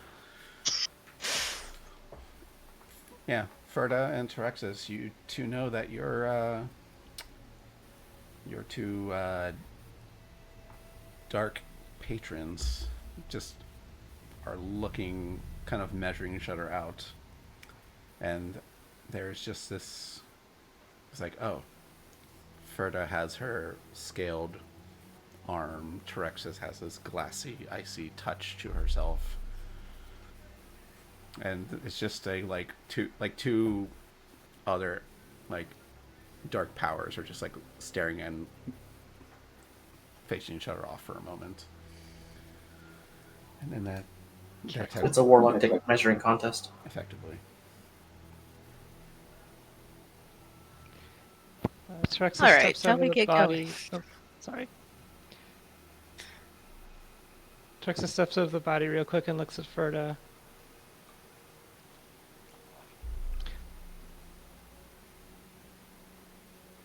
Was us at the parade a date? This is mostly to fuck with Delvin. Hold up. Say that again? When we were at the Valaki Yeah. during the Festival of the Sun, and we were walking around together, and I had my arms around her, or like I was like, Gotcha. she had her arm like here, and I was just like, oh, look at how nice this is. This is great. Neither of you really had full agreed contracts yet. In fact, Ferda had none of it. Ferda had absolutely. That's true. She just had Ezek's axe, and that was it. You had a brief like, here's a text message, boop, and that was it. So, no. They didn't. Your two powers did not know each other then. Either way, Ferda, the door is open to you, and there's a hallway. Yes, I am going through. No We other also- thoughts. We also need to check that other door. The one that was on the left when Brexis and I came up with David. Mm-hmm. What's 'Cause I feel like that would loop I around. forget. What's Arena's passive perception?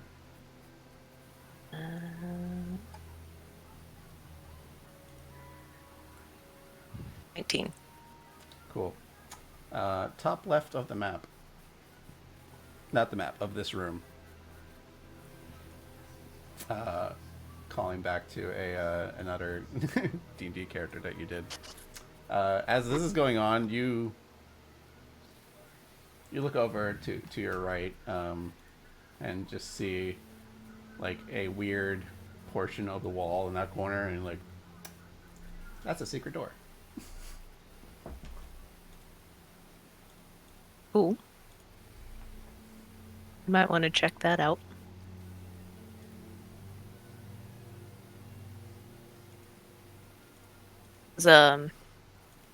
When the druid guy was talking about like where they went, did he specifically indicate the door that Ferda went through? Yeah.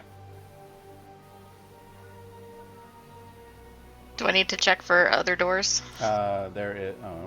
Because it seems to be nothing. Oh.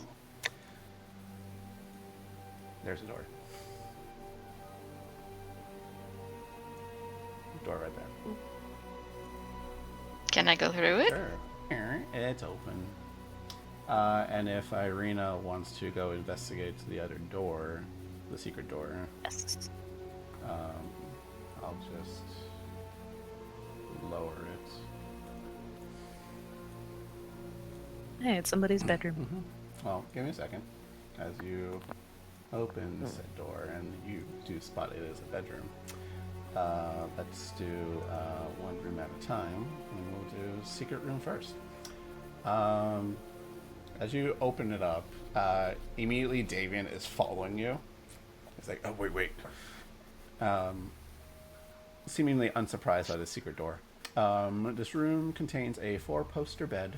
Its headboard carved in the likeness of a giant raven. The large black rug a soft black rug covers the floor between the bed and the door. Probably doesn't look like that in the picture, but whatever. In the corners of the south wall stand 2 slender wardrobes with a tapestry of a church. Hanging on the wall between them, beneath the tapestries, sits a handsomely carved rocking cradle. To the north, under a window, is a plain desk and chair. Other furnishings include a wooden chest and a freestanding mirror on a doorframe. Yeah. So as you come in, this seems to be a bedroom that's been a bit ransacked, just slightly. Like some drawers are open, but like nothing's like trashed or anything. And eventually David makes his way in and is like, This is my room. I see. Forgive me. I just With wanted a to rocking make sure cradle. there's no one here. Yes. I'll just respectfully Would- back out. You're saying, Tim? This is your room with the rocking cradle. Yes. Uh-huh. Uh-huh. Sure. Why can't I have a rocking cradle with my niece? Okay. Wait, hold on a sec. I'm trying to remember. There was the daughter that went to marry someone who... Okay. It wasn't his then- niece. Thought he was like the He grandfather. was the grandfather. I think I got that technically wrong. Okay. I read it really quickly. For his granddaughter at the time. It's been unused for a while. I just kept it. You never know. Okay. You never know when Yeah. there'll be a new lineage. Yeah. Yeah. Besides, I made. But- Spooky haunted winery. Besides, I made it myself. Could be a nursery. It's very nice. It's very beautifully crafted. But we can only assume that the gem won't be here since you crafted it. No, there's no gem here. Alright. But aren't children the greatest treasure? Sorry, continuing.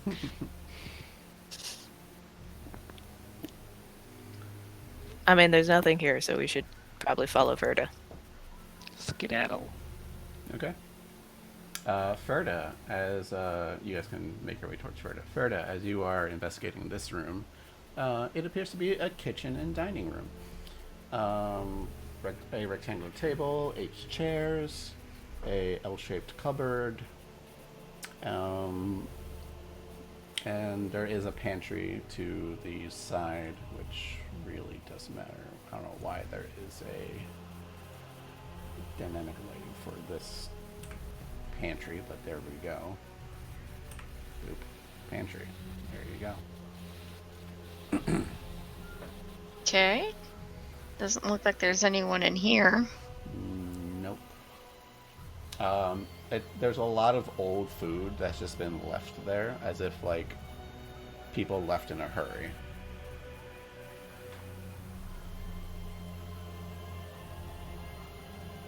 And it looks like there's another hallway down in the corner.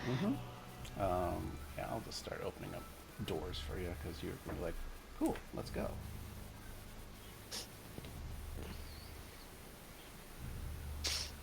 And let me know when you want to start opening stuff up. Can people? Okay, going down that hallway.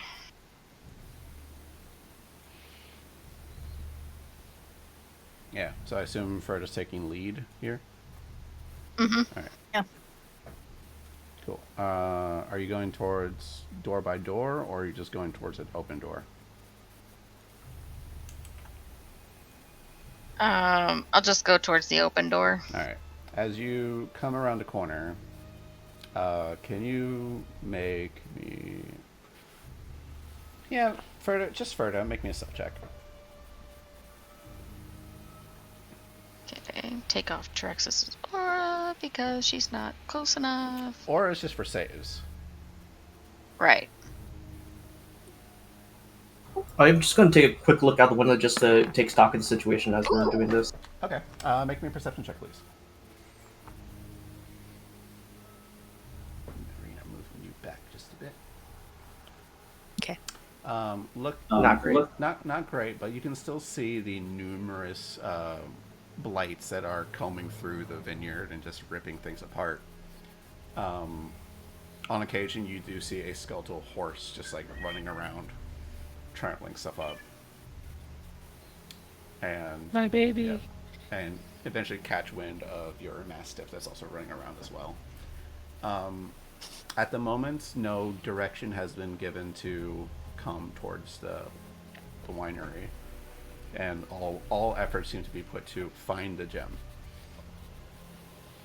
So, at the moment, the situation is still as normal. Nothing's changed. As normal as you can describe this, I Yeah. guess. The situation has not changed. Sorry. You know, in the middle of an army of blights and evil druids Mm-hmm. and an abandoned winery in another dimension. You know, completely. Completely normal.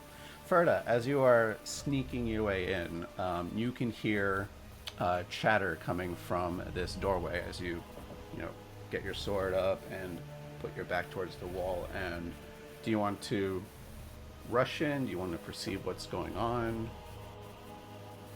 I'd like to perceive first and wait for everyone to catch up. Okay. Yeah, because you were a good minute ahead of the rest of the group as they were poking around elsewhere. So make me a perception check, please. Now the good rolls are coming in. So as you are here, you can hear not in common or elvish or anything. You hear it in primordial.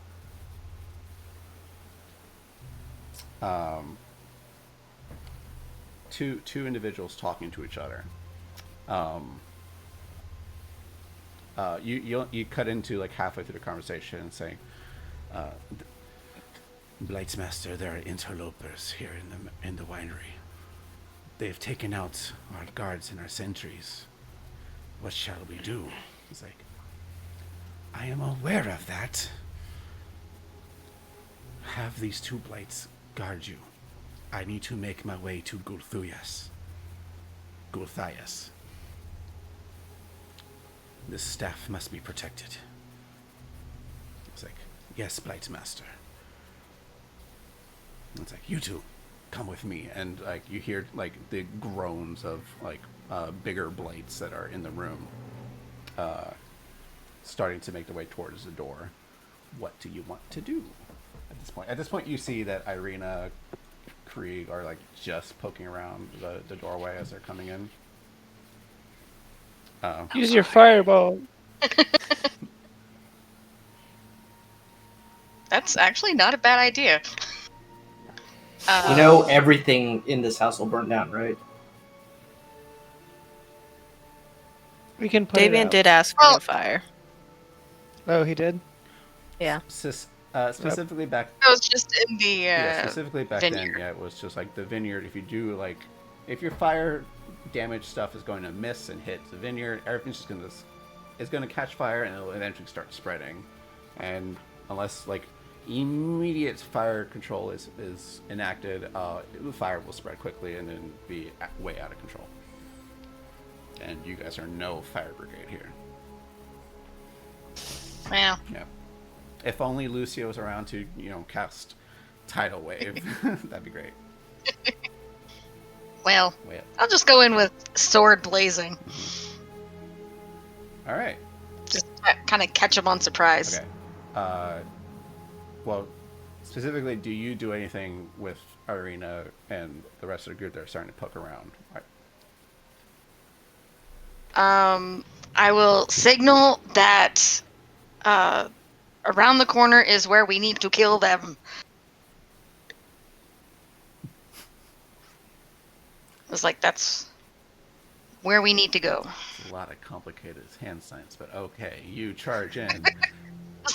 I'll say everyone has advantage on initiative checks here, so go for it. As we go back to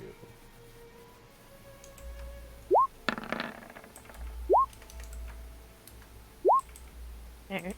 The mine should be 24.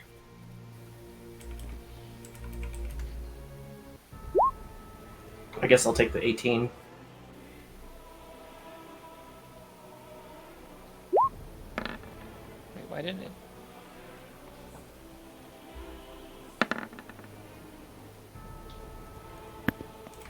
I got a 14. yeah.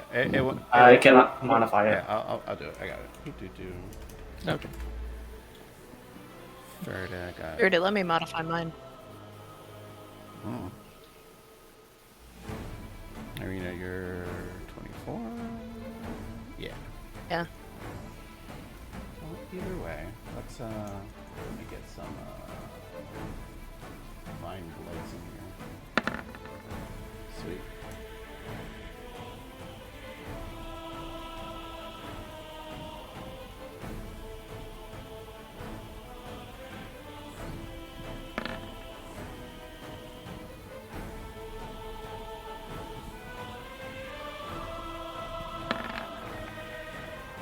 We're very unprepared. Very unprepared. Cool. I'm gonna just mark one of these a little different, just for my clarity.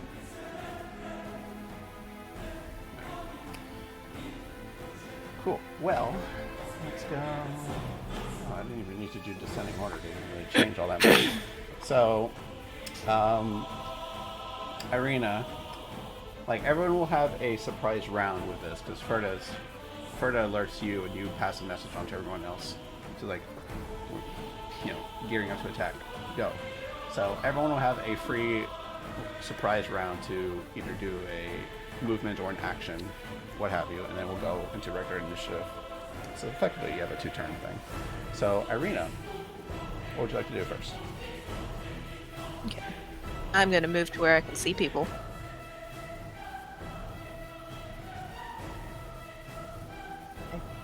And then that's just from the surprise, right?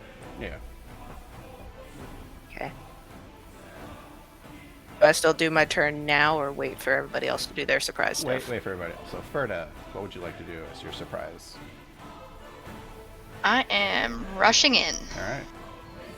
because I'm like that. Close quarters combat. Well, you rush in here because there's a whole furniture over there. Okay. All right. Irina and Ferda, since you two would be really the only ones that could see anything at the moment, there are 2 vine blights. These large, like they're pretty much matching Ferda's stature, but like coated with these thick vines. You've faced off against a couple of these before. They're standing in the room. There's 2 druids. One is a bit different. Their hides and things are just stained with blood that you can just smell and it's reeking off of them. They are holding a large, like, black burnt staff that kind of like has like let me see if I can find the art for it. Where's the thing? It's over here somewhere.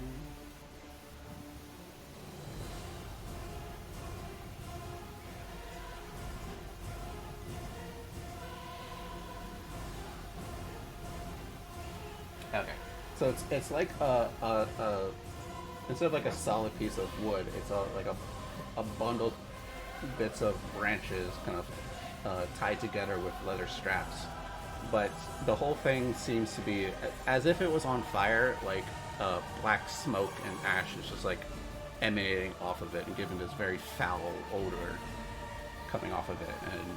And That seems very important. yeah, the one that is a little colored in the token art is the one that has it. The dark one has it. Let's see if I can like make a different icon for it. Probably not. It's fine.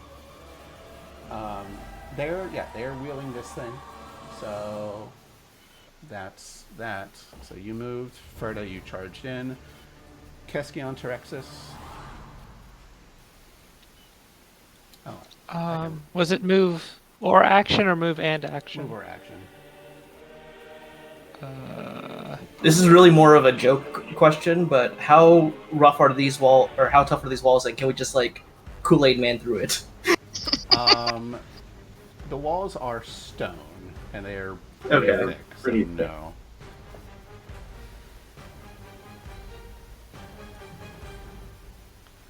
So no. Oh yeah. 3, 4, 5, 6 here. All right. Actually, oh no, double move counts as an action, doesn't it? Yeah. Yeah. Okay. Okay. So that's you, Keskion. And Davian will just be falling behind.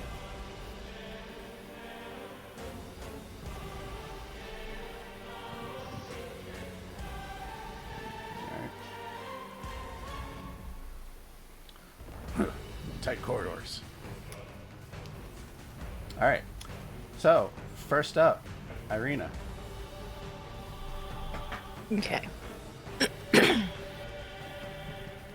I am going to cast Hail of Thorns.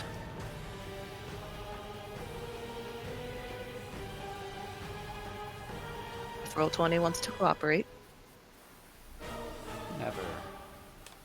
I don't know if I should just click it again or wait. I would just click it again, and if it costs you an extra spell slot, just give it yourself back. Alright, it's still not going. Hooray! Well, either way, yeah, you're casting Hail of Thorns. That's Hunter's Mark. There. That one. And that one. They're right next to each other. Oh, there. But that's the thing. And then I'm gonna aim for the dude with the black staff. Okay. So, are you? Hold up. So, Okay. Hail one of went through. Thorns isn't like I cast this spell and it does a thing. Hail of Thorns is a thing you cast on yourself as a bonus action. Yes. Okay. Yes. And then the next time I hit something, it activates. Correct. So you're not casting Hunter's Mark?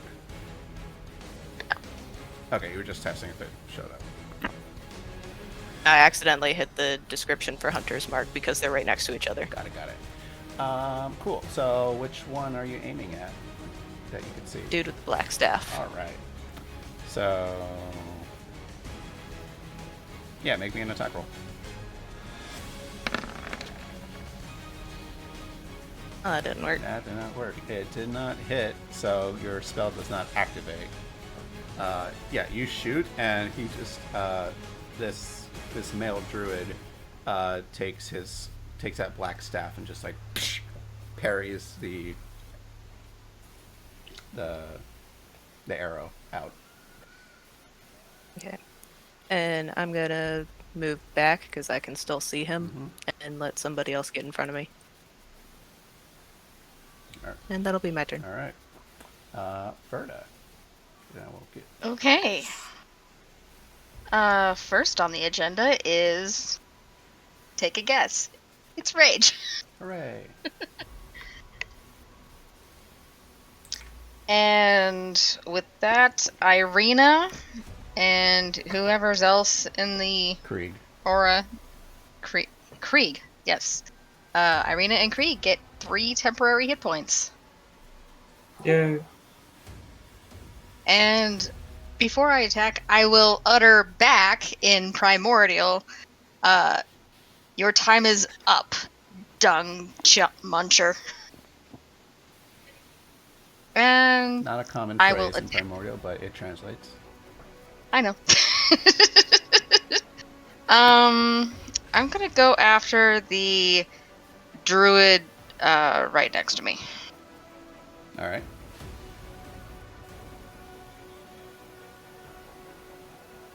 This is, of course, at this point, reckless. Good.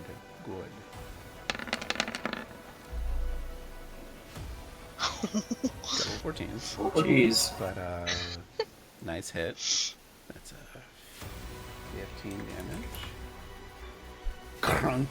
Just you clash into bark skin.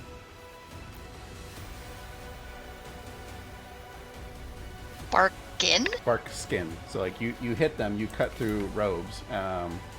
They were aware that you guys were coming.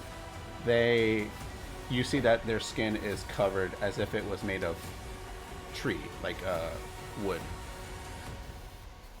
Okay.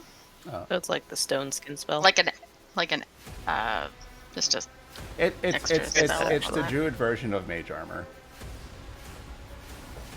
Fair. Their flesh becomes wooden, upping their AC, but not that it matters against your 24. So that was one hit. Second hit. 21. Maybe. Ooh. Oh, the other guy went away. There we go. So he's dead. That, yeah. 1, 2, and like a tree, you just snap him. You hear a sickening snap, and then the bark skin that this druid had on herself fades away, and just gore.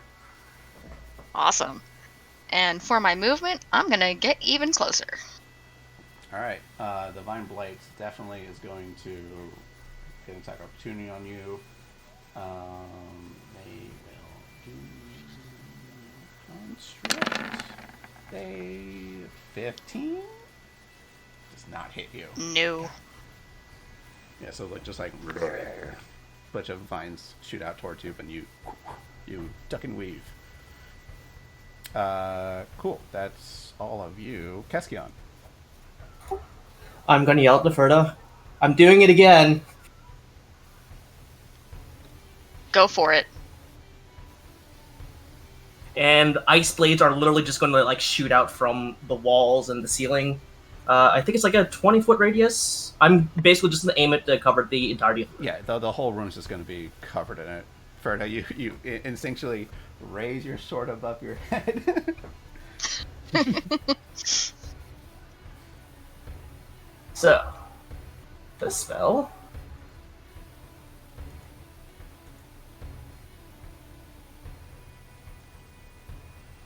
Cure Hagald. Mm-hmm.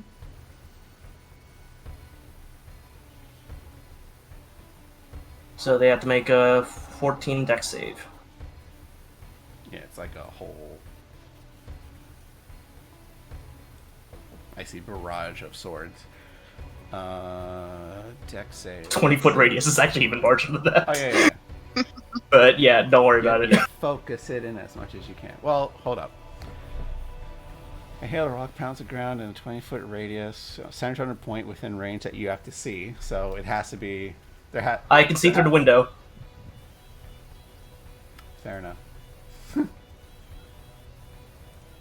I can center it just so it hits like everyone, including Berta. Just to yeah, be greater. fine. So Wait, no, the only I'll have to- the one I'll- in front of me is I'll dead. have Right? to be a bit of a stickler here and say, while if you aim it outside the room, it's not there's still a ceiling above. So if you cast it above, it's just going to hit the roof.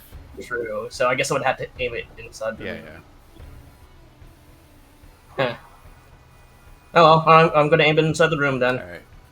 Let's zoom out. It's a 20-foot That- radius, yeah. so it is 8 across. Yeah. Okay. So let's put it centered. Oh, if you center it at the window, it's still just the room. Yeah. So there you go. So perfect. No issue there. And all right, let me make some dex saves. So dex save of 14. These vine blights are not fast. Oh hey, first one succeeds. Second one does not. So we'll just do the closest one is the one that succeeds. That's what's the total damage there? I thought it was 27. So that'd be 13 cold, or just total. 13 damage, and the one in the back that failed is just skewered and cut apart by it and dies. Yeah. So now the entire room is also very difficult terrain. Oh, fair enough. And I'll put that there. Just so we're aware. All right, Ferda, you take. Yeah, you did your dex with advantage. 15 bludgeoning, which is half to 7 bludgeoning, and 12 cold, which is reduced because you're also your cold rage. So yeah, So, yeah, Se- 27 divided by 2. yeah, 13. Okay. Not bad for you. Not bad for you. I'm fine. Your sword is too bad. Your shoulders are much wider than the sword that you're wielding, so it takes some of the blow, but yeah. Cool. That was that. So it's just difficult terrain, right? Yeah, it's just difficult terrain after they take the damage. Until the end of your next turn. All right, got it. Cool. That was your turn. Does Creed do anything? Creek might as well try and step in.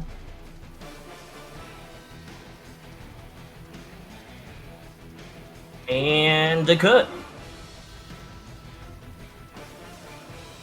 I mean, slice and dice. 20 hits, I believe, for 6 damage. Easy. Still standing, I'm assuming. Mhm. Then once more with feeling.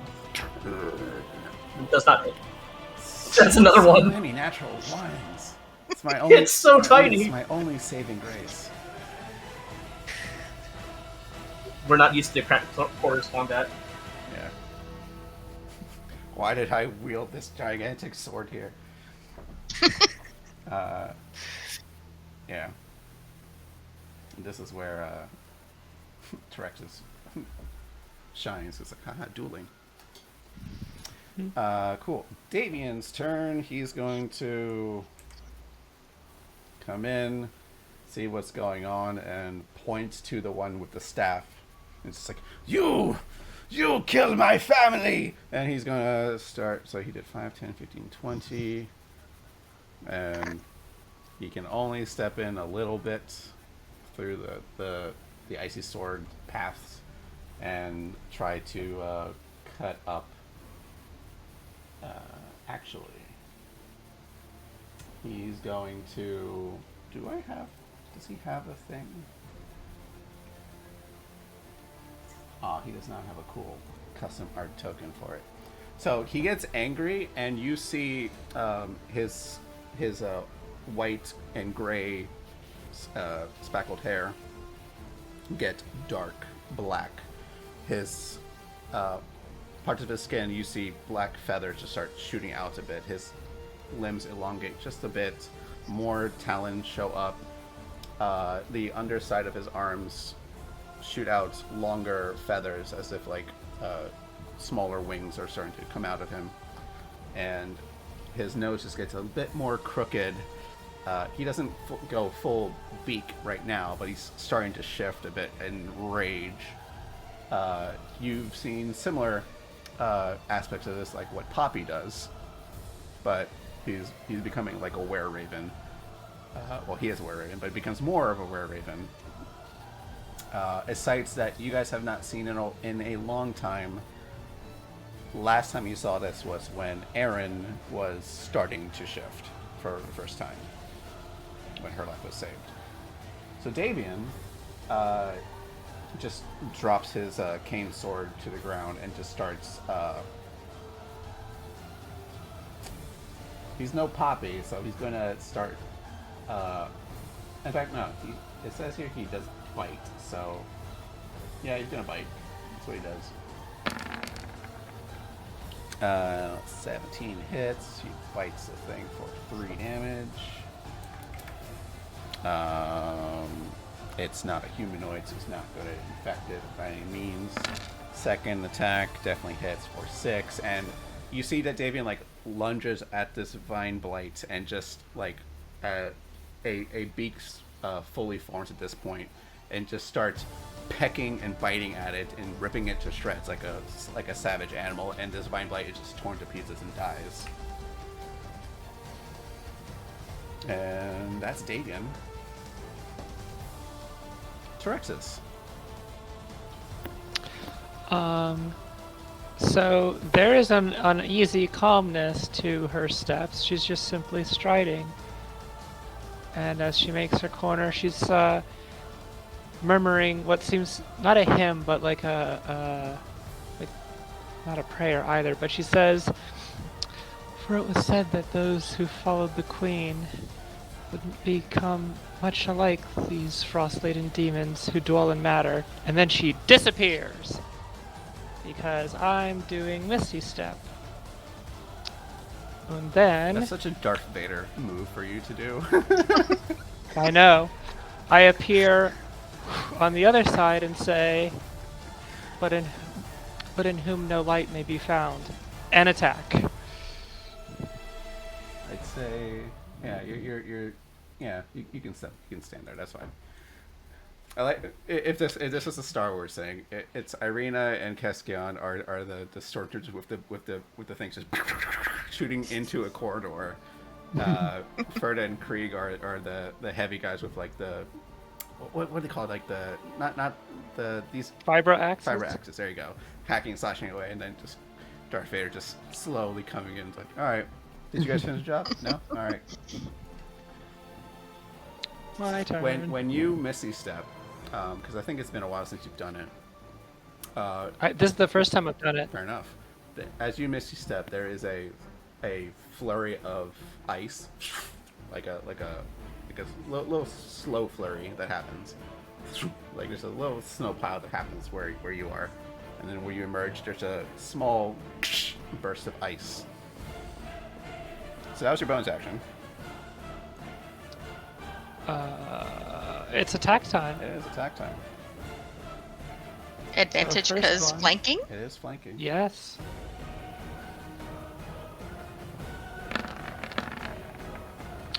Smiting. Ooh! Let me have good things. No. You already got all the natural ones.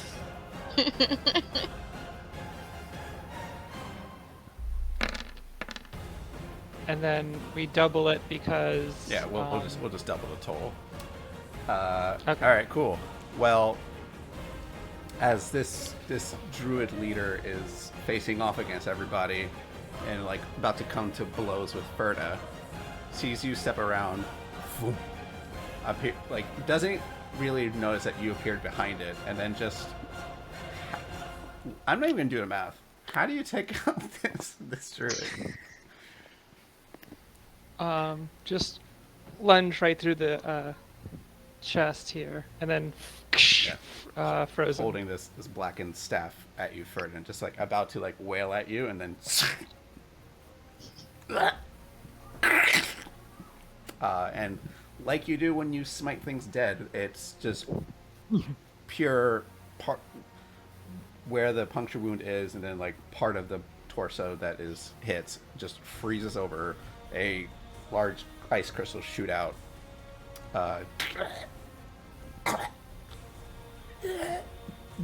Falls over. Dead. Fucking Jace, you gotta stop one shotting my baddies.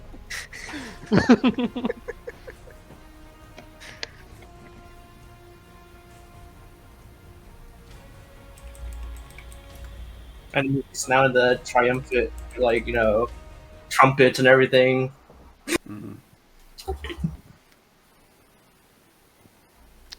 And then after a bit, Nice. the ice knives go away. Thank you. Toast to you guys. Happy New Year. Yay! Ooh, she brought me mead. Check out the staff. She brought me mead. Yes. I want some mead. It's the same bottle that you got, the Viking blood. Yeah. Yeah. Ah, it's so good. Anyway, with that, the druid falls over. Staff clinks to the ground, still smoking this black smoke and ash from various bits of it. Magic items typically have resistance to being destroyed, but they did specifically. Well, I don't know this, but out of character, it was mentioned that it needed to be protected for some reason. So I think we need to do something with it. Here you go. It is the Gulthaya staff. I'm hiding the abilities for now. but that is what it looks like.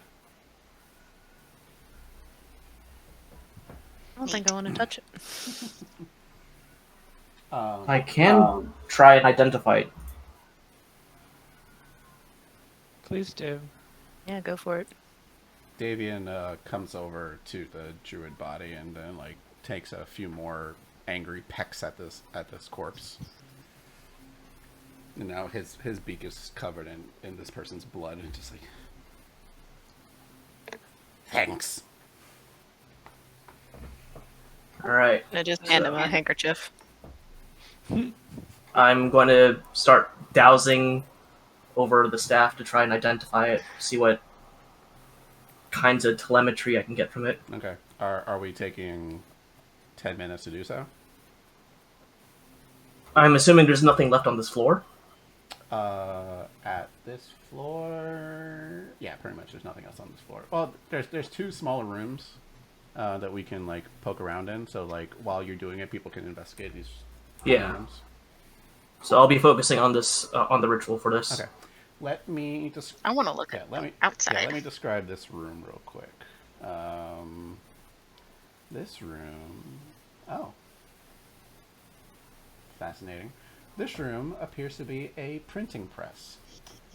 In this chamber are a desk, chair, a small wooden cabinet, strange contraption that takes up most of the northern end of the room, which Trexus is standing just adjacent to. There were creatures here, but you killed them. And the contraption to the north wall that you're standing next to is a printing press. Which Davian eventually shifts back into his form after calming down a bit. Davian would say would mention that this printing press is where he will create the bottle labels. The ink is made. The ink is made from the wine and stored in bottles in the cabinets along the room. And there's various parchments of. Various pieces of parchment and jars of glue around the room. But that's it. It's just the printing press of the winery. We're kind of lucky that things mostly made of like cast iron parts and stuff. Maybe it could be wooden. Who knows? It's definitely an old. No, I'm thinking because like ice swords all over this room. Oh, the printing press is broken. I'll just say that the entire room is riddled, but Davian just looked around and was like, I can rebuild this. It's fine. I couldn't think of anything else other than fire, and I think this is a better option. No. This one dying was more important. It's fine. The loss of a printing press is nothing compared to loss of family and the vineyard. And now he's also like poking around the window to like look around to see if anything else happened. What are the Blights doing? They appear to still be in their similar routine of dig around and look around. Nothing seems to have happened. While Keskion is identifying the staff, what does everyone else want to do? There's two other rooms you guys haven't poked around in. Let's poke around. All right. Wander. Okay. There are two rooms, which I'm just moving you guys a little bit just to poke around Creek and look around for Keskion. There are two bedrooms, like sleeping quarters. Which David will mention, like, that he, and then he start mentioning other Marketogs that you guys have not met before. He's like, that he, Adrian, Elvir, sleep in the westernmost room. Claudio, I forget I don't know how to pronounce that name. And his younger brothers slept in the easternmost room. I'll be right back, guys. The western room.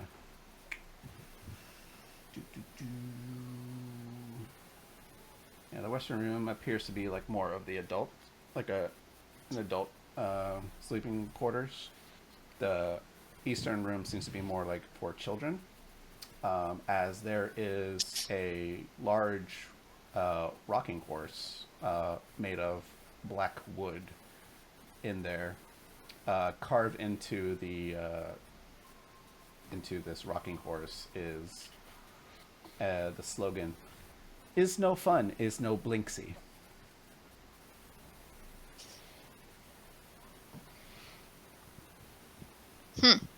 The horse is black with orange wild eyes painted into it, and its mane and tail and hooves are painted as if they were orange flames.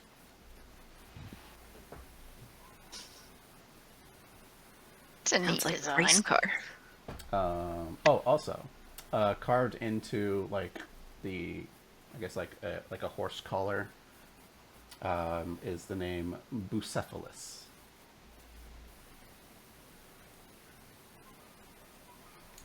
I'll copy paste that name for you guys.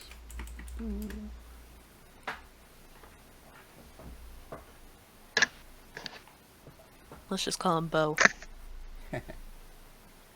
Boosie. Yeah, otherwise there's no real treasure or loot to really be taken if you guys wanted to loot, Davian's family's rooms. But It's like that's one way to lose an ally. Yeah. Davian seems very sad about this room and doesn't really investigate anything. He kind of stays outside the room and doesn't come in.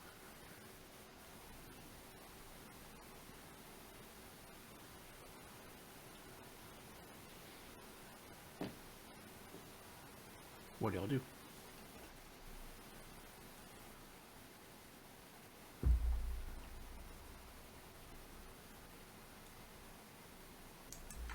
Thing we wanted to do in the cellar, right? Yeah. Be a good time to do that. I mean, maybe after Eskyon's done identifying the staff. Yeah. That works. We probably should keep an eye on the entrances / exits to the cellar in case there's anybody down there. We don't want them escaping while we're just waiting. Well, when Tim gets back, idea. I'll recap that. And since he's missing, I'll just instigate a little thing. Irina, your passive insight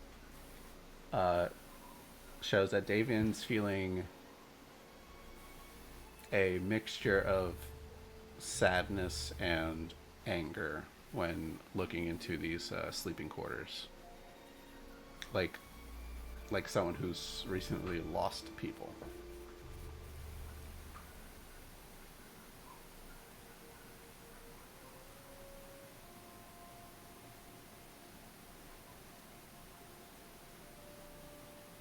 Is he still in the room with the printing press? Oh no, I'm too many things going on. He's been moving around. He kind of he didn't step into the sleeping quarters. He just saw that it was mostly untouched. And when people were poking around, it seemed like some belongings were quickly grabbed and as if people were vacating the premises quickly. So yeah, he's still around. He just, when people are done poking around the rooms, he quietly and calmly closes the doors shut. Okay. So we get more the feeling that people did leave. They weren't killed here. Kind of thing. You have no real definite answer to that. Okay.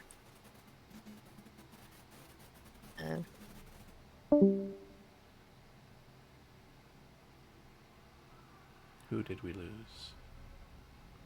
Jace. Oh, Jace, no. And now the recording's all weird. Recording. It's fine.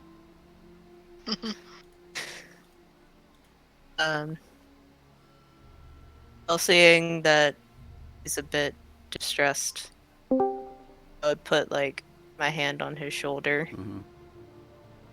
and just say like, Yeah. it does get better.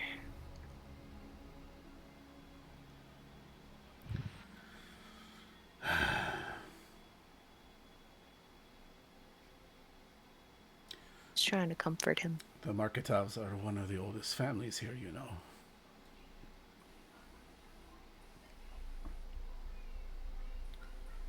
I don't blame Danica and Urwin on leaving. I never wanted this life for them.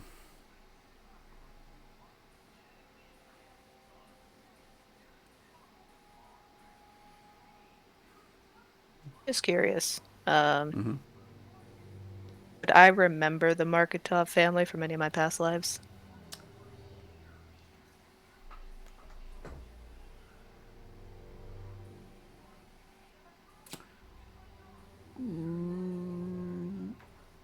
Make me a history check. Regular? Sure.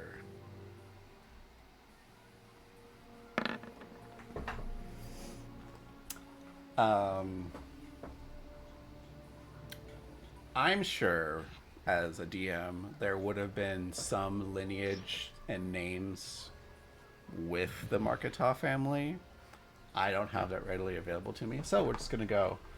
You recall that the Wizard of Wines winery from way back then was definitely it was the lifeblood of Barovia. Barovians were very proud of their wine, and it was always run by the Marketov family. People have definitely like apprenticed there before. Some, oh, here we go. Camera's coming back. Hello. Perfect timing. I'm back. Perfect timing, everybody. Just to catch the two of you up again, because I don't know where you dropped off, Jace. The two living quarters that people investigated seem to have belonged to various Marketov family members. Davian seems very like saddened and angry by it. As you guys leave the rooms, he calmly closes the door. Irina's come over, tapped him on the shoulder, says everything will be all right. Well, it gets better, rather. You said that. Very different meaning there.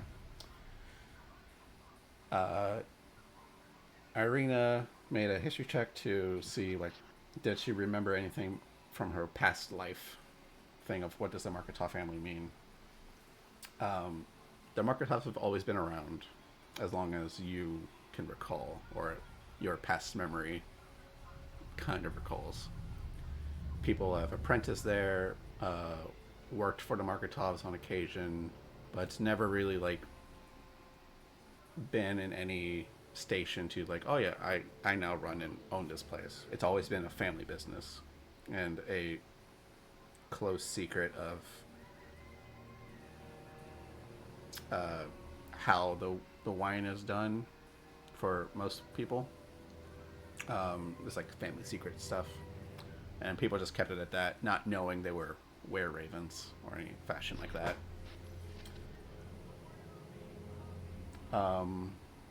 That's as much as you know as a past life thing. It's like, okay, there's Marketovs has always been there. This has been a thing for who knows how long, and your past recent life of Marina is just the last iteration of you. Before then, who knows how long the Marketovs have been out. And you can only just guess.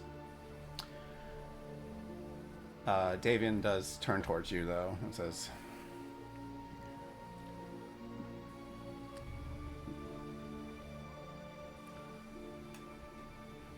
and he looks at you with saying that it gets better, with sad old man eyes, a bit teary. They didn't have to die.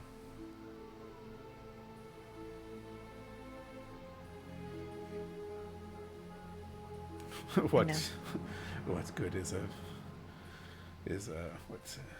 what good is a patriarch if there's no family left? If it brings you some solace, souls can't leave this realm. Technically speaking, they're not gone. He steps up to your face. You think it's good that souls are trapped here? They're trapped. There is no peace. For now, I see things in a longer view, and I believe that we can still find hope, even in this darkness.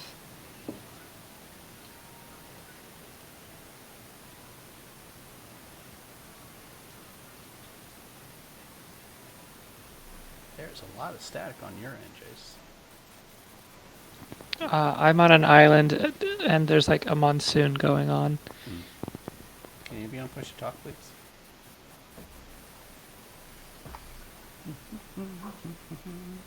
Thanks.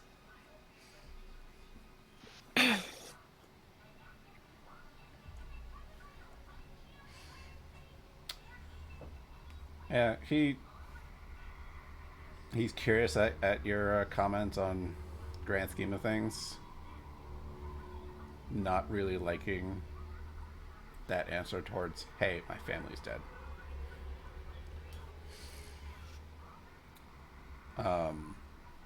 Yeah.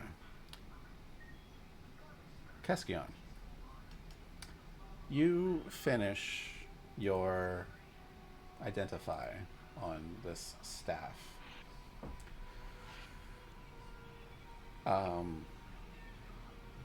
I assume you take a seat on that desk, right? Because might as well sit down. Set it on the desk in front of you. Clear some space. What's up with it? When you finish this casting, there's brief flashes of imagery that come to your mind. A large hill, barren of trees, save for one at the very top of it.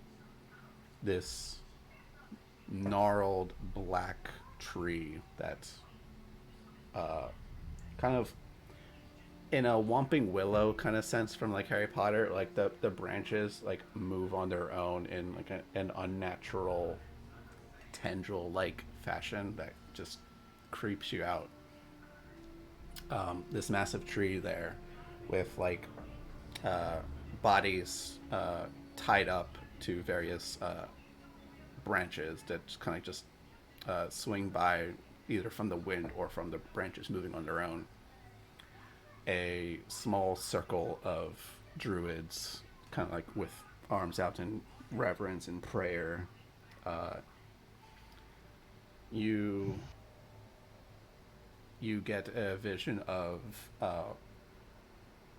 like a random Barovian kind of brought forth to the tree, and these are like just quick images.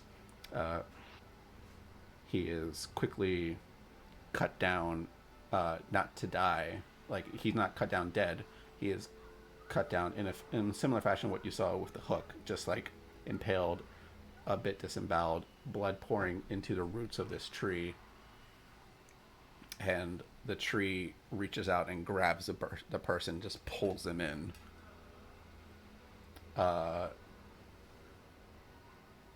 And when you finish casting this, you know a couple things about this staff. First of all, this staff, you feel it is a spongy black length of wood. Like it's soft to the touch, as if it's soaked. And you get that like little bit of like blood residue on your fingertips a bit. You feel a deep, uncomfortable vibe from this thing. It is definitely a magical staff. it does command blights. You feel if someone were to attune to this, those blights would be completely under your control. It also can, if you were to strike with it, it would basically like a kind of like the spell Vampiric Strike or Vampiric Touch. I think it's called Vampiric Touch. In a similar fashion, if you were to strike, whatever wounds it would create, it would like basically suck the person's blood in a bit to like deal extra necrotic damage. And you would also heal a bit from it. So it's effectively a Vampiric Touch. Just as a striking mechanism from it. Spending charges, of course. And if you are attuned to the staff, you feel all of the plant life that is in Barovia would not see you as a threat, and instead would see you as a superior being to them.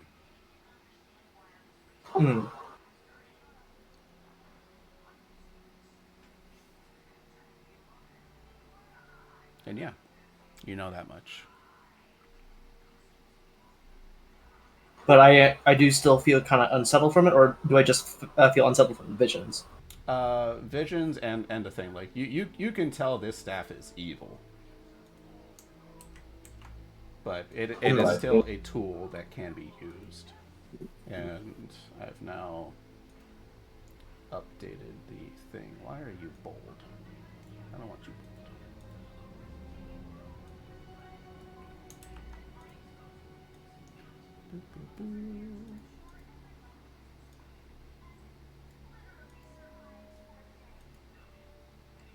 Yeah, so there's that. Eventually the group makes their way back towards you as you finish your casting it out. Let's bring it back up so you can all see what it does. There's also like you can tell there's a hidden dormant magic in it that you've not yet identified yet what it does.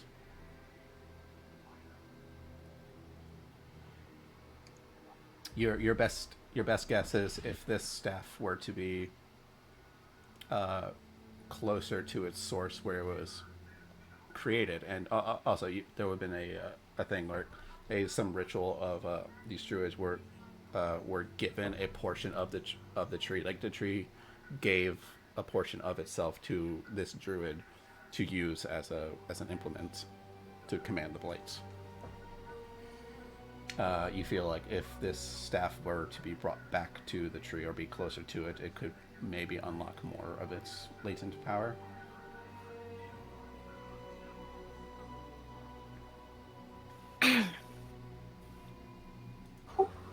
I know most magical items seem are a little bit more resistant to taking damage. Does this one look like it can still be damaged through conventional means? Yeah, like it seems like it's wood. It can be broken.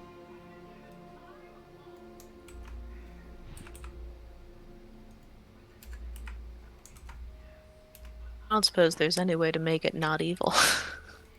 There could be ways to do so. Really, it's up to you guys how you guys want to handle that. For like redeeming evil items or cleansing lands, like yeah, there's certain spells like consecration, but there could be another ritual aspect that you guys want to invoke upon it. But that's really how do you want to do it as a player.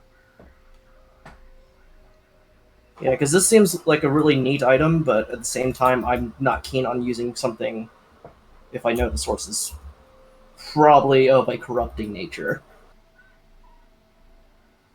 Well, if nothing else, I have remove curse. So Remove curse. If it was cursed, remove curse would disconnect a curse. It doesn't necessarily remove a whole curse. If you want to, like, It says it can break the owner's attunement to the object. right. So, the way cursed items work is, first of all, you would not know if an item is cursed, even with identify, until you are attuned to an item, and then like, haha, I cursed you. It's one of those D&D things. Remove curse would would force an unattunement, because if you are attuned to a curse item, you can't unattune to it. Otherwise, what's the point of a curse? Yeah, that's what I'm saying. If somebody uses it and it turns out to be cursed, Gotcha. that's not Fergal, as much of an issue. what did you hear them say before we, killed them? They were going to take the staff back to the tree. Okay. They said something like about protecting it or anything like that? Yeah, like the vine blights were supposed to act as guards and stuff, but So they wanted to protect it. What do you guys Yeah. think about just straight up destroying it right now?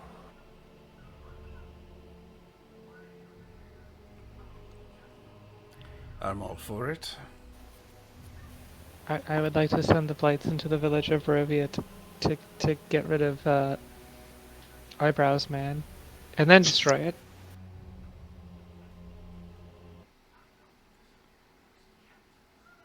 well, what's the satisfaction in that? You don't get Immense. to kill it with your own hands. I don't like touching filth. To each their own.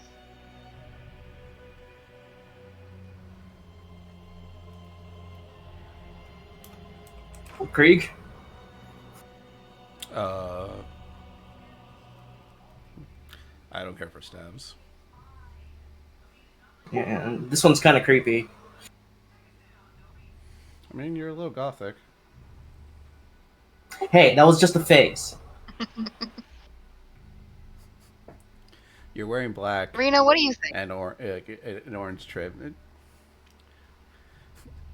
It's okay to say you're Good. gothic. I mean, look around you. This man turns into a raven, for crying out loud.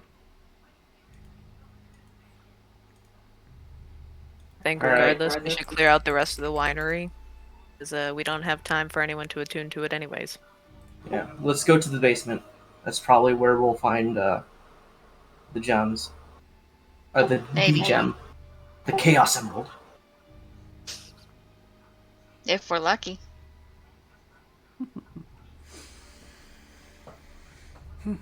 This winery was inherited, right? Yes. Until someone else takes over as patriarch, this is my winery, and it'll stay in the family. All right, then let's go down to the foundations. Fair enough. Get to the root of the problem, if you will. Yup. So, who's holding on to the staff? I am. All right. Are we attuning? No, you have to take a short rest, and I assume you guys are not short resting right now. No. All right. So, I'm just gonna pile you guys into a nice little puppy pile, and move you guys downstairs. So eventually, you guys make your way downstairs to the bottle making place. There are actually, I'm gonna move it back down there anyway. Let you guys choose which venue to go downstairs in. So, Davian will say there are 3 ways to go down. There is the stairwell directly where the bottle making place is, as well as the stairways do also go down. Well, rather, the ramp goes down, and then there's a staircase to the left that also goes down. Let's all go down in the bottle making place first. Might as well. Sure. Doesn't It's make too probably much difference. yeah. If anything, it seems like the most straightforward direction, and if anyone went down there, we'll be behind them instead of getting caught behind. Okie dokie. So, as you guys all descend down, where's the stairs? There's the stairs. Let's move you guys over there.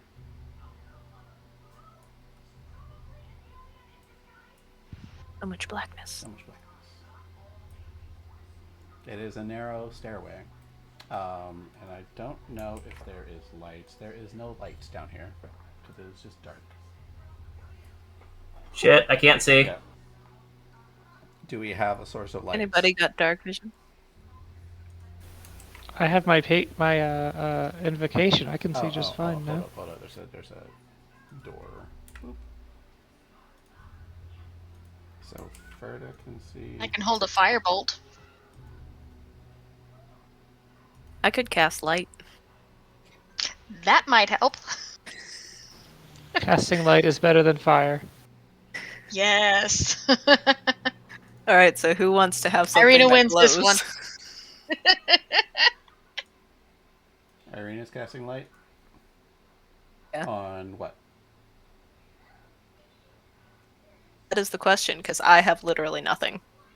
I just want to know where the source is, so I know where to create a light source. Put it on Krieg or something. All right, Krieg is casting light. All right, let me. Krieg dynamic lighting emits bright light. It's what, 20 feet bright lights? 20 feet dim light? Yeah. So now, Krieg is a light beacon. There you go. Okay. And it's a cantrip, so I can do it multiple times. Yeah, so for the time being, Krieg is the main light source for everybody. So people should be able to see now. Yay. As you guys come into the cellar area, let me just see. I need to make sure the thing is showing. Okay. As you guys descend down, there is the wine cellar. Wooden pillars and beams support a 10-foot high ceiling in this ice-cold cellar. So everyone but the two of you are comfortable. Or are uncomfortable. Two of you are comfortable. Which is split into by a 5-foot thick brick wall. A thin mist covers the floor. Each half of the cellar features 8-foot tall wooden partitions that double as wine racks. Kind of breaking up a little bit. I'm breaking up. Yeah. Wine cellar. There's wine racks. Misty floor. That's it. Okay. As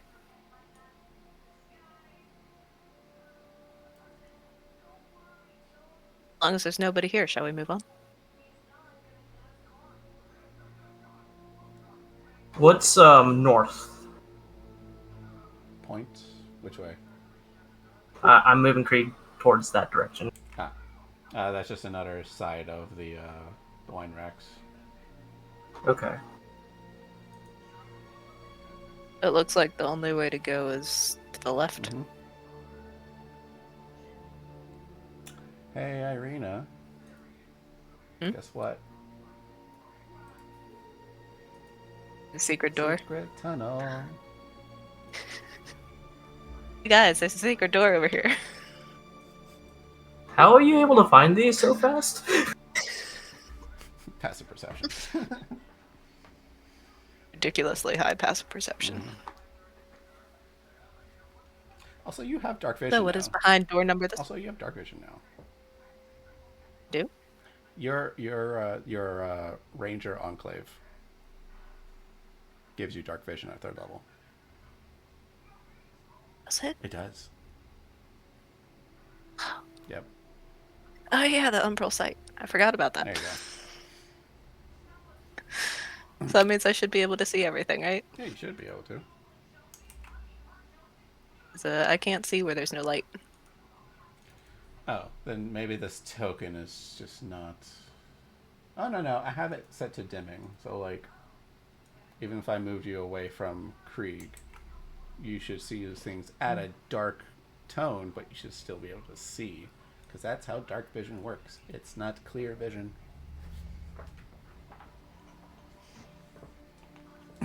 So, How dark though, because it's almost as black as where I can't see.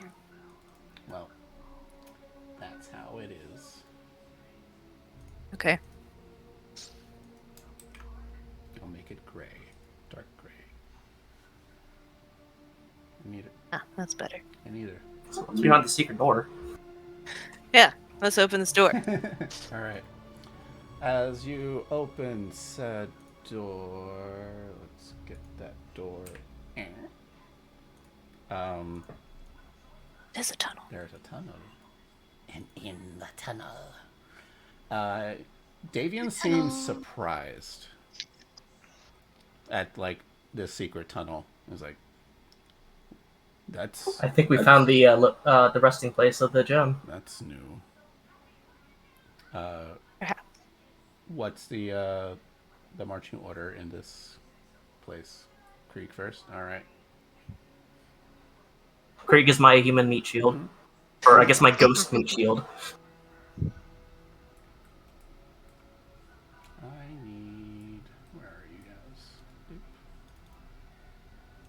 I got rid of a few more of these than I wanted, so let's bring them back. There's somebody already here. Whoa. Shit. So, as you guys are currently here, I'm just gonna move some stuff around. There are a small group of druids currently, like, meandering about, digging around, and they. You know what? I need stealth checks from everybody, because you guys are coming down a whole corridor.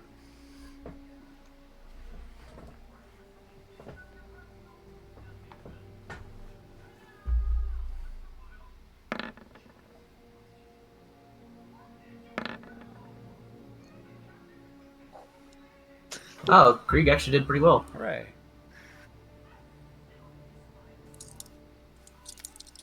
I'll do this as a group stealth check. And Trexus is in the back anyway. Oh! Okay. With, let's see, what's their passive perception? That's my question. All right. As you guys are slowly making your way through this tight corridor, and Krieg's a whole light source. Okay. He's just got this halo behind him. Yeah. I need to rethink this a little bit. So I'm gonna bring you guys back out again, because Krieg is a whole light source. If you guys were dark, that'd be fine. But Krieg gives out a whole light source, and they can absolutely see that. So stealth is not needed. Here's what we'll do. We guys crowd around the opening of this place first. However, whatever order you guys want to be in, because further, don't be in the wall. Yeah. I'll say this stealth check is only going to help you with advantage on initiative, but like as soon as they see a light source, they're like, "What?" And turn around and see what's going on. But I'll let you guys have it. I'll let you guys have advantage on initiative, because they would see a light source. Because they can see in the dark. Hooray. As you guys turn in, you guys can hear a group of druids kind of commanding their blights to dig around and look and keep looking. And eventually, as you guys are starting to make your way in, they hear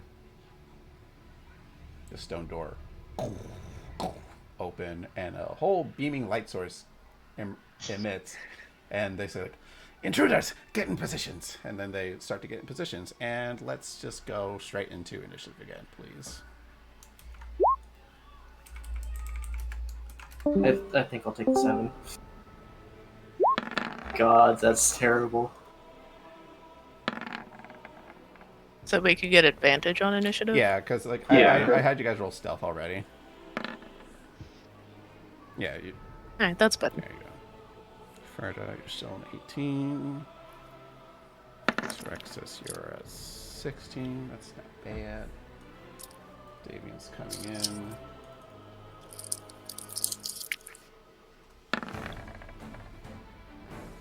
Alright, cool. I'm gonna have some druids come in. Oop. Hey. Jeez.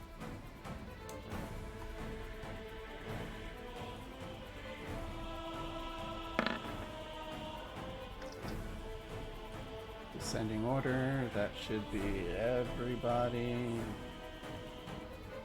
Davian's not faster than either Ferda or Arena. So we'll put him down, and that should be 1, 2, 3, 4, 4 of you, 5 of you. Alright. So, the druids, upon hearing that you guys are coming in, they start preparing for your approach and like, Blight's come to us! And then you hear skittering from across. They are stepping across. Irina, you are first, then Ferda. Okay. I don't suppose I could blind them with daylight.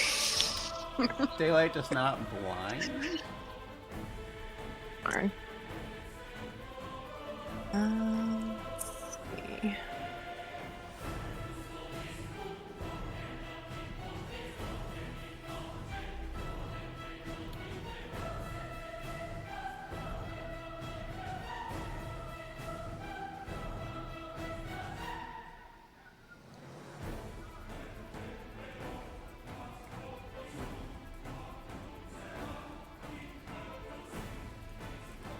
Trying to figure out where I can move that I can actually see people.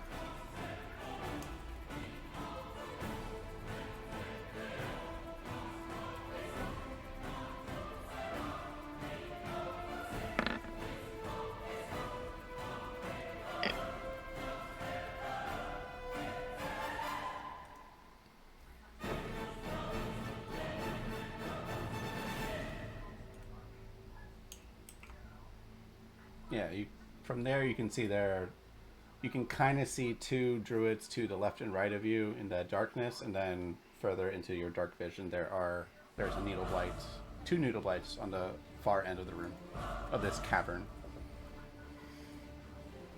Okay. A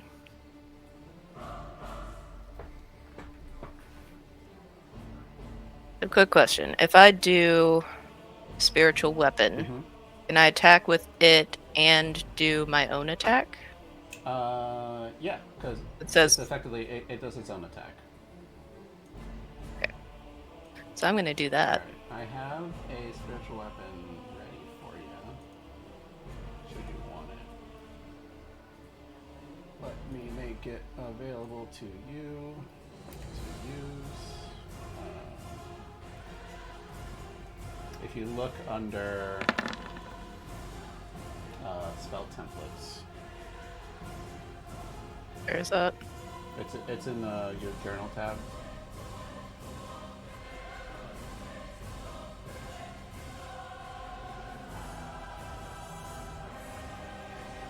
Like underneath the magic items folder, spell templates, you should see a spiritual weapon. Or do I just drag it? Drag it in.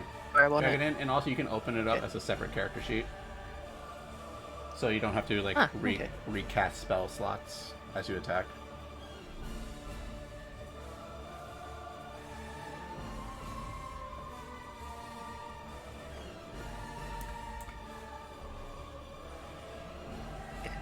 I can't actually select the token, but it's there. And it's going to attack that blight. Okay. Now you should have to select it. But yeah, have the spiritual weapon as its own separate character sheet, right? Yeah. Alright, cool. But it did already roll the attack. Yeah, yeah. I'll I hit the I'll keep spell. that initial one. So that one hits for 4 force. Who are you aiming at? Blight. Blight. Alright, the Blight takes for 4 force. Cool. And then I'm gonna shoot at it as well.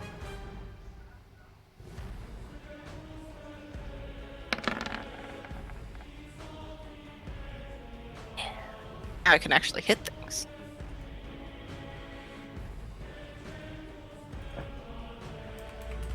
Let me double check a thing.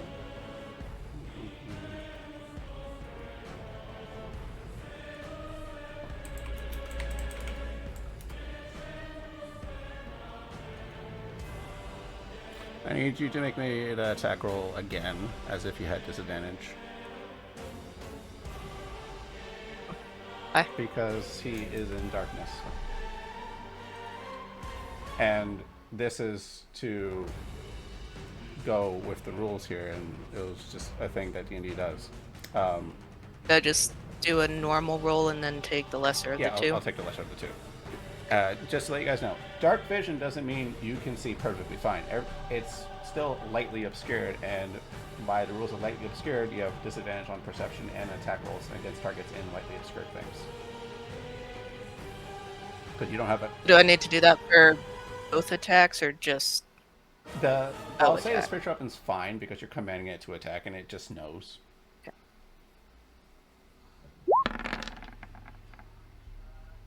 Well, Oh. it still hits, so we're all good. Just letting you guys know, dark vision does not cancel out doing anything in the dark. It's dark.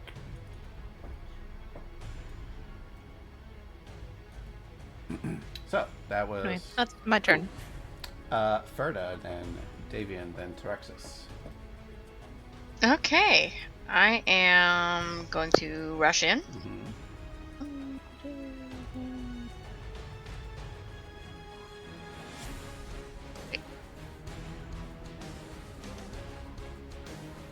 And just go here. And I am going to rage before anything else. All right. I'll just say.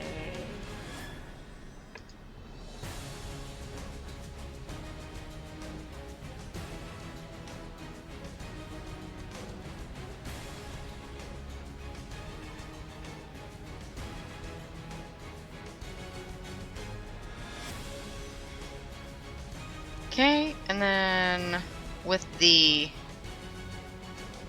recklessnesses of text. Mm-hmm. With the recklessness, you balance out to normal attack rolls. Right. I'm attacking the one in front of me. Okay.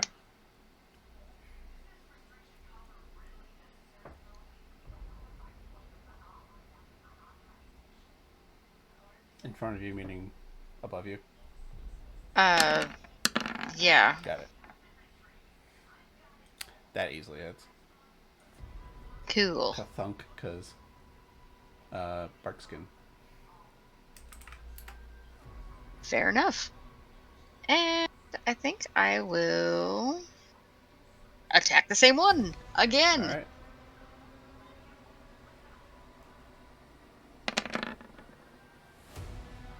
That 18? still hits, and cool. With this one dead, so Irina didn't have a clear shot at these the druids, but as you come in, you see that all 4 of them were like raising their hands and were like uttering some kind of primordial chant of trying to conjure something out of the ground. You cut one down, and I'll let you guys know what that'll do later. But yeah, you cut one down, and the one that right next to you is not doing anything at the moment. Just sees you cut it down and looks right at you. Fair enough. That's my turn. All right. Davian. For the Marketovs! Ah! And he'll run in and double move himself in there. As he shifts into his were-raven form. That'll be his turn. Terexis.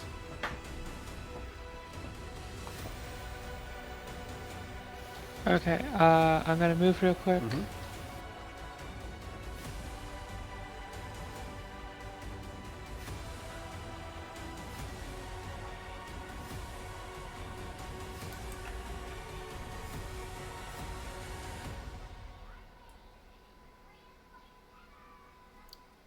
So yeah, if it's grayed out, it is currently in darkness.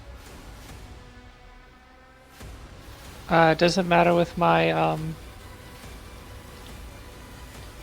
evocation thingy. So that doesn't mean you. That cancels out magical darkness of, like, if darkness the spell was cast here, it's no vision.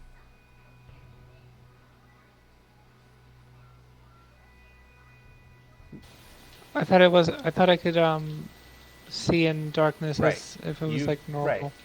And you still see it as normal, which is dark. It's not impeding your vision, as if like blocking your line of sight. You see in darkness as if it was dark vision. Okie dokie. I'm just gonna hold on. Because there has to be a balancing act of, I have dark vision. Cool. You still need light to be efficient with what you're doing. I suddenly cannot, or I suddenly am able to see all of the maps. I'm not quite sure how that happened. I don't know if y'all can hear me, but my computer just froze. Oh. You are frozen now. Yeah, I'm gonna try restarting it because I can't even get Task Manager up. Damn. Kirby. Okay. I'm gonna attack the one that's above. It's the old man.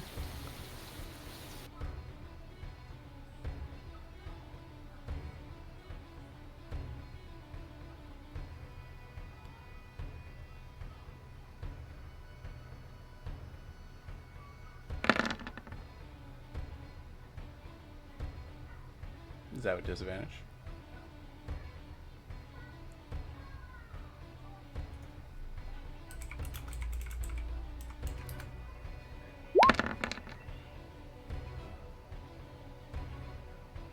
Oh,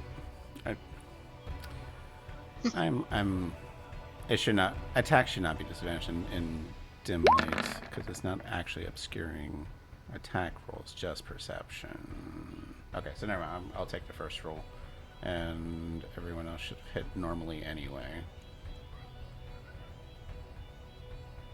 Yeah. Okay, so I'll ignore that.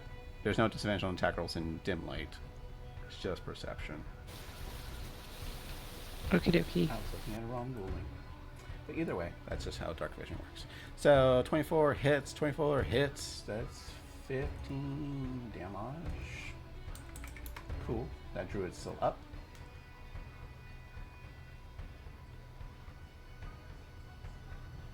Anything else?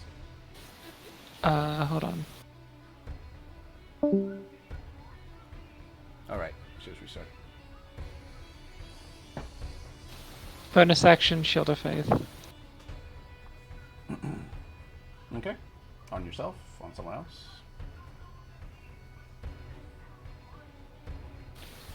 On myself. Okay. Boop. Make your AC 22. And that is it for you.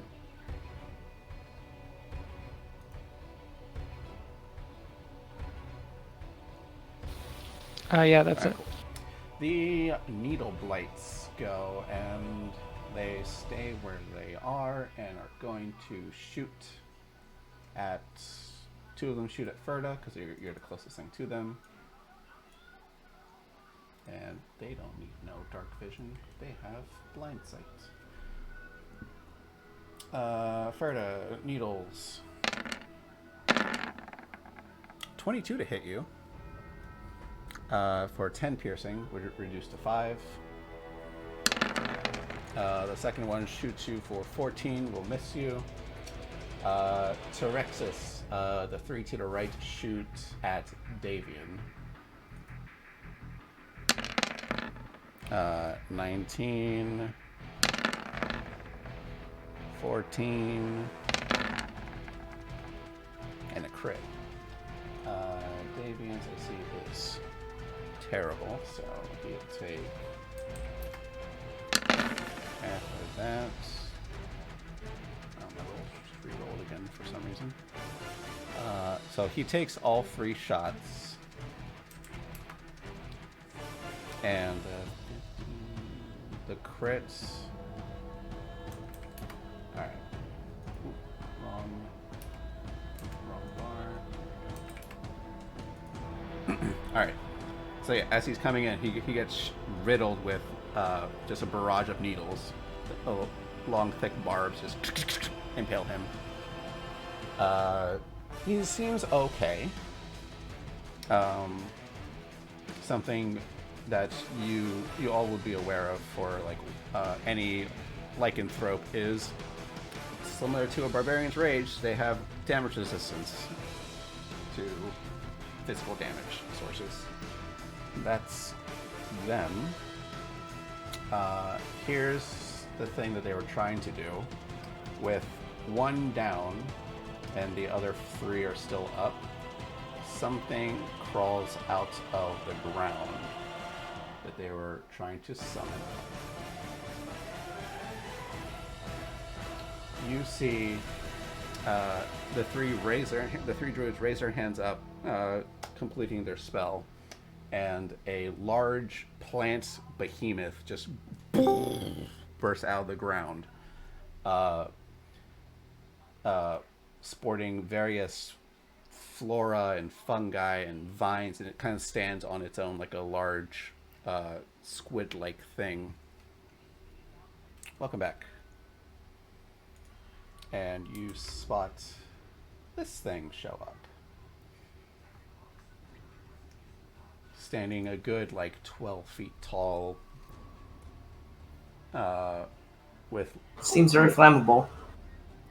A lot of things are. And like you see, like it brings up like corpses into itself. It already grabs the dead druid with some of its vines and starts slowly pulling it into itself. Yeah. So it's the corpse flower's turn, and I need Terexis and Ferda at the start of... Actually, no, it's at the start of your turns. Once you guys just went. As it approaches, it just has this very pungent stench of decay and death. And at the start of your turns, you're like, you don't know if you're going to be like... You're almost holding in a vomit, so we'll see what your start of your turn is going to look like. It will make 3 tentacle attacks with its thick vines. With no one in particular. One at Ferda, one at Trexus, one at Davian. Let me make sure he's not whispering rolls. Query advantage. I need you to auto roll. Small roll. Alright. Tentacle at Ferda. An 11 misses you. Tentacle at Terexis. 19 misses you, even without Shield of Faith. Tentacle at Davian.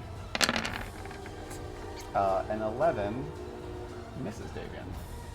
Just barely. So, these large tendrils shoot out, and you guys immediately duck and get out of the way. as these tentacles shoot out, there's also thick barbs that you can see are like kind of like a rose thorns, but they like drip poison, and then they reel back into themselves, and it just starts moving around. And that's the corpse flower's turn. Keskion, there's a whole bunch of commotion happening inside.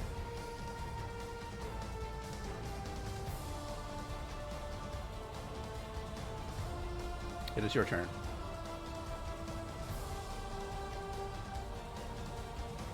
Okay.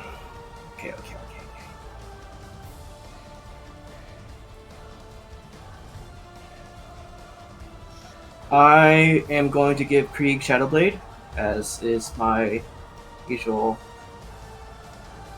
Actually, hold on a sec. Do you still have, Who got hurt? do you still have spell slots? I still have one. Oh, wow. Yeah. Sword Burst is actually just a cantrip. No, I know that much. Okay, continue. Yeah. Davian was the one that got hit, right? Yeah, he got hit by 3 blights.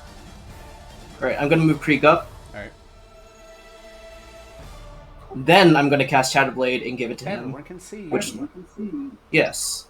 And now also everyone within 10 feet of Krieg regains, well, what is it, 8 health? Because that's my summoner level? Yes. Yeah. Alright, everyone heals 8. And Davian now has a Shadow Blade.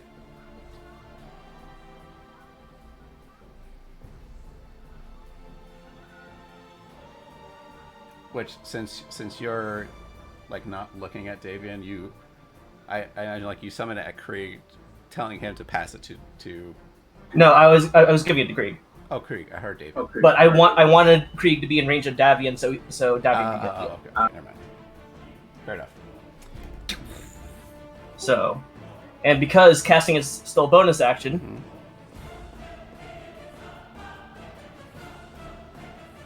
I will point my hand at the big monstrosity I can suddenly see down in the corridor. And use Ganda.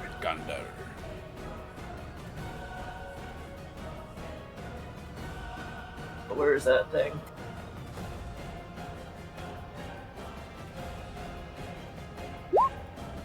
That is a 24 to hit. Easily hits. It is necrotic damage. 6 damage. If it is undead, it has disadvantage on attack rolls, and it also cannot regain health. Alright. You gather it is not undead. I figured as much. But now Krieg has a nice toy to play with. Go Krieg. Krieg, use Shadow Blade. Krieg! 9 does not hit. 9 does not hit. Thankfully, he's got extra He attack. does. And that looks a lot That better. does. Psychic damage to a flower. And he takes this 13 psychic damage. The flower. What the fuck just happened? Yep. Cool. Anything else? That should be Alright. The druid's turn. They, with the completion of their spell, also. So, with one druid down, I was supposed to do this at the beginning of the turn. I'll just do it now. It will have a quarter of its max HP. Gotta do quick math here. 4. Alright, so I gotta take it down a peg. So cool. Just letting you guys know, by dropping that one druid down, it had a quarter of its health removed. And now the druids go, and they're going to go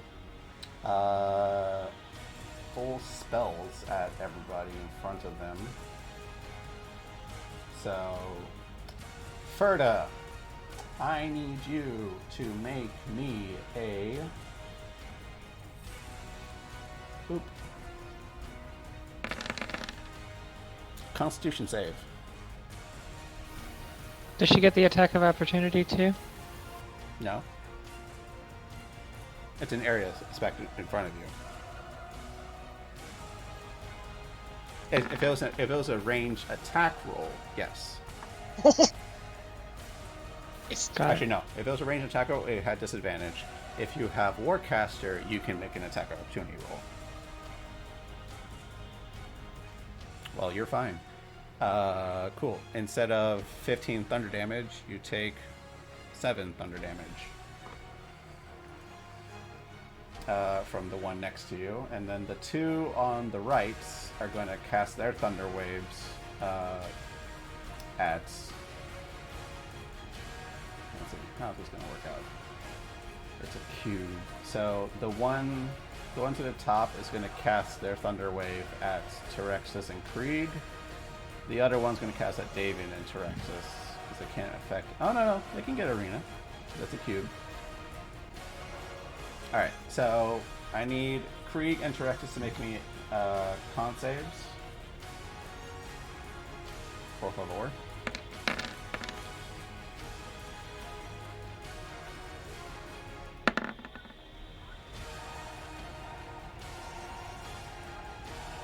Nice. Terexus, you, even with a 5. That's an 11. 11 fails. So, Terexus, you take 20 thunder damage. Krieg takes 10 thunder damage. And I need a Constitution save again, Terexus, for your concentration on Shield of Faith.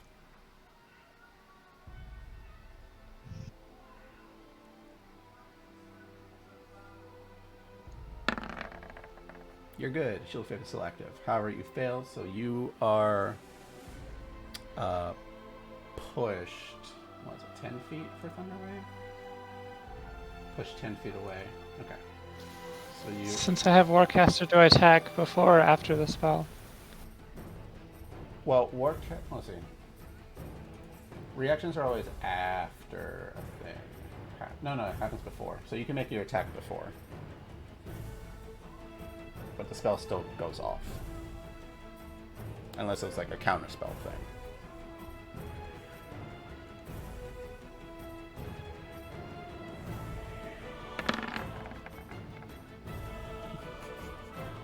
We're all rolling ones. It's all good. Yeah, go for the stab and boom, you are pushed back 10 feet into this little corridor here, right in front of Irina. You still take the 20 damage. Your Shield of Faith is still active. The third druid casts their Thunder Wave right at Davian, and that cube will still affect Davian, Terexus, and Irina. So, another level 2 Thunder Wave coming at you guys. I need Terexus, Irina to make me Constitution saves. As I roll for Davian as well.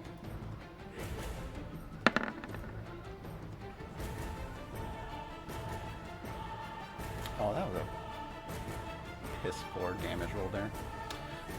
You saved Terexus. Oh no, Irina does not save.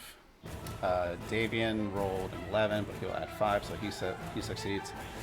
This level 2 Thunder Wave only does 8 thunder damage if you failed. If you succeeded, which should be everyone except Irina, that's 4 thunder damage. And you're not pushed. And Irina, you would be pushed, but you're just pushed like a little bit down the wall. Alright, Terexus, you took damage. Please make a Constitution save. The DC is 10 because it was low.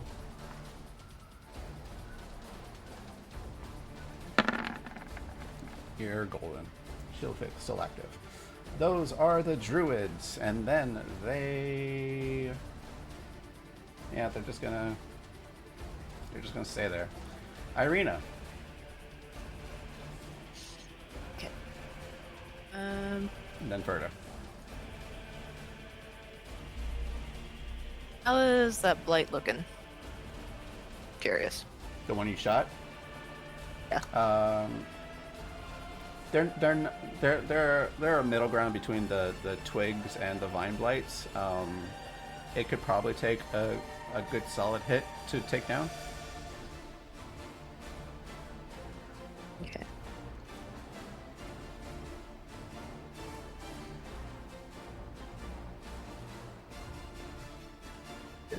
I'm gonna go ahead and attack it with the spiritual weapon. Okay.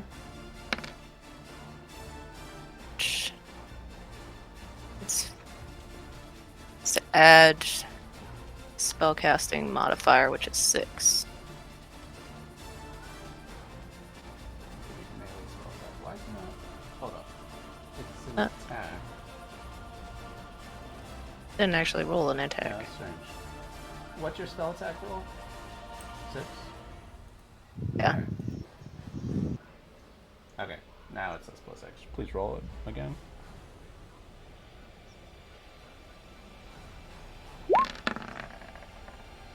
There we go. A 10 will miss. Oh well. Oh, free Um, attack. yeah, and then go ahead and shoot the big guy because I'm honestly not sure where I can see because I know that the tunnel walls should be blocking my vision, but they're not. You see through everything? Yeah, I can see like the entire room. Like even out to the corners over here. Yeah, that's the same for me too. I can see everything. all the maps. I just turned dynamic mine And- back on. 'Cause It's back to how it was before. oh well, whatever. Continue. I'm just gonna shoot the big guy.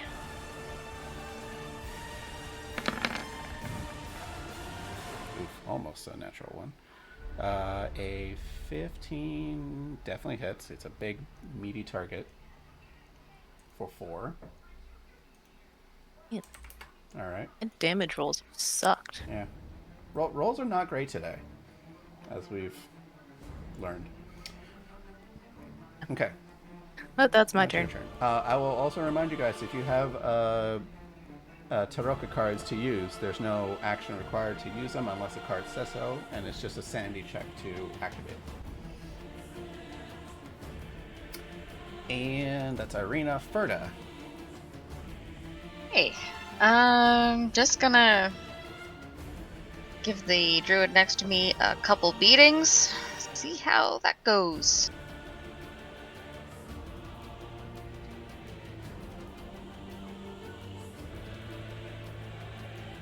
Of course, recklessly. Mm-hmm. And it easily hits. 18. 18 still standing. Shame Amy doesn't have my card. Yeah.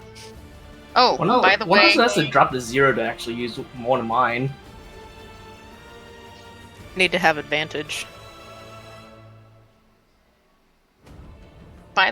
Krieg and Trexus gain 3 temporary hit points. Oh! I forgot. Ferda. I'll take that attack roll. Oh. But I forgot. You Sure. are within range of the corpse flower for this. At the start of your turn, I need you Sure. to make me a Constitution saving throw. Okay. You hold in the vomit and continue your turn. Cool. Here goes number 2.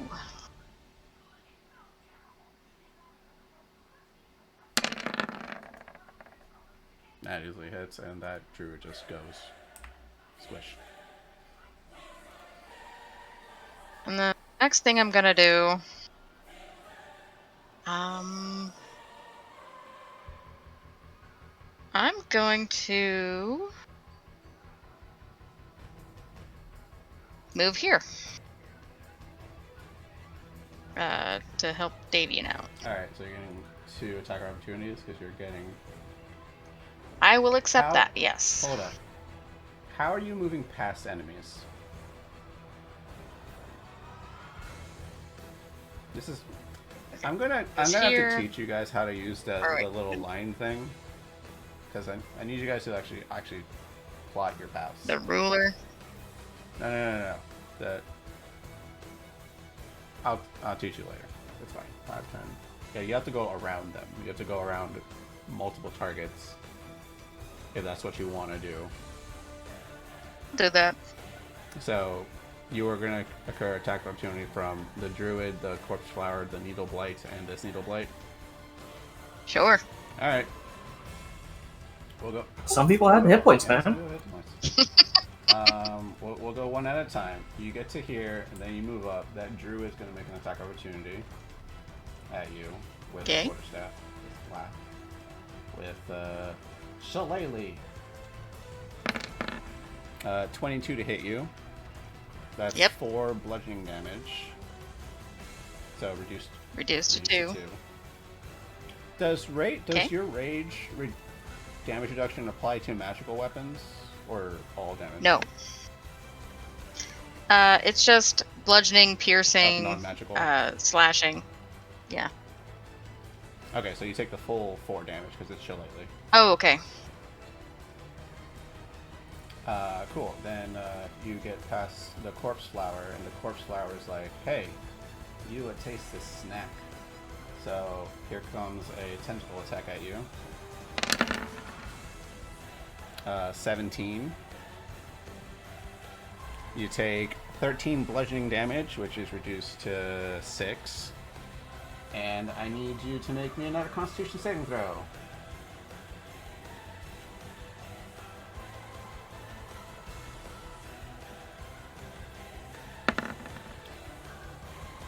You don't take the extra poison damage, so you're fine. Then you move past that Needle Blight and get to there.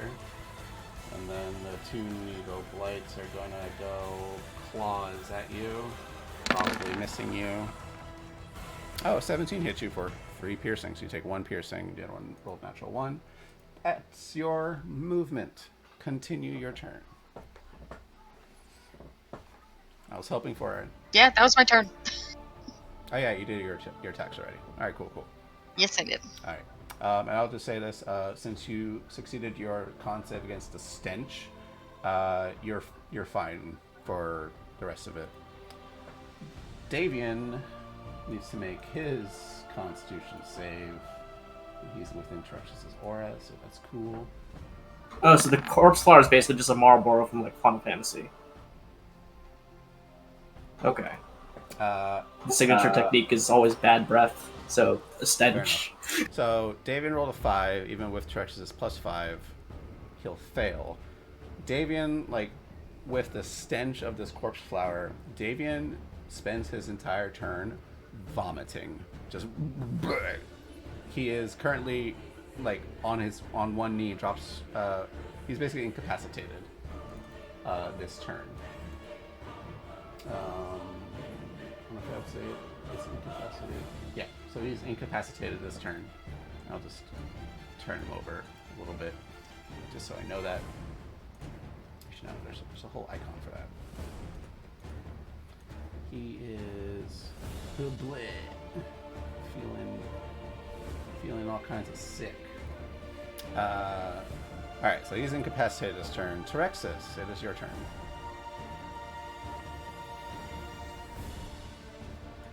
Ah, it didn't work.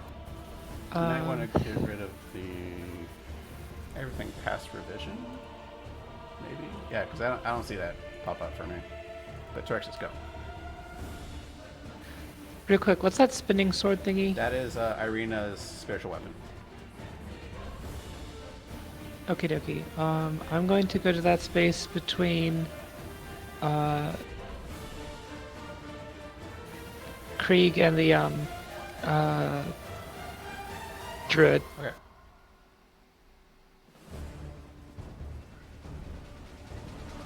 And then I'm gonna cast, or sorry, not cast, but I'm gonna activate Vow of Enmity on the giant Corpse Flower, and then attack with advantage. Alright. Vow of Enmity.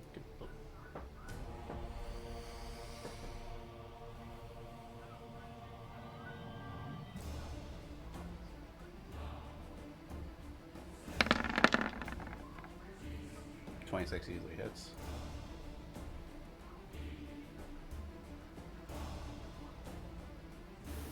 And I'll do it again. All right.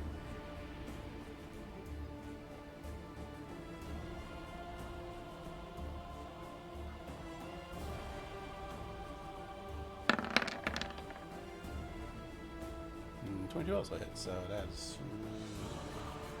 Those rolls seem low. Yeah, something. I'm just not adding the +5 to the. No, you're rolling +5. You're rolling a 1 on damage. That 7 was you rolled a 2 on damage. Got it. In that case, I will balance that out with a smite. On the second one? Okay.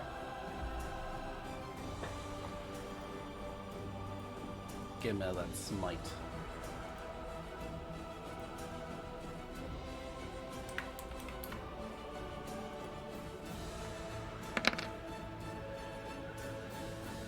Sweet. It is not a fiend or undead, so it is just an extra 9 radiant damage, and it is now bloodied from those strikes. As it just groans in pain. In fact, it's not even the plant that's doing the groaning. It's all like the undead remains that are within it that kind of in unison all scream and convulge. They speak for it. Great, it's like the flood. Ooh, it is like the flood. Good analogy there. I haven't thought about the flood in a while. All right, cool. That was your attacks. You moved. Were you within 10 feet of it?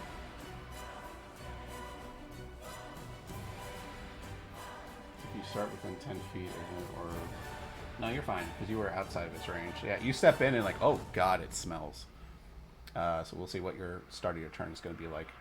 The Needle Blights are going to go, and they see that Terexis is hurting it badly, so they are going to shoot. All 5 of them are going to shoot at Terexis. As if, like, commanded to by the hive mind of the corpse flower. Of course, they have to shoot through allies and enemies, of course. Blech. Some of them. That one steps down. Yeah, it's range though. Yeah, this one will then move to get it. There you go, vantage point, and then 12 misses you. 5 misses you. 20 misses you. No natural 20. 14 misses you. And an 18 misses you. So they all just bounce off your spiritual shield. Cool. That's their turn. The corpse flower. It's going to...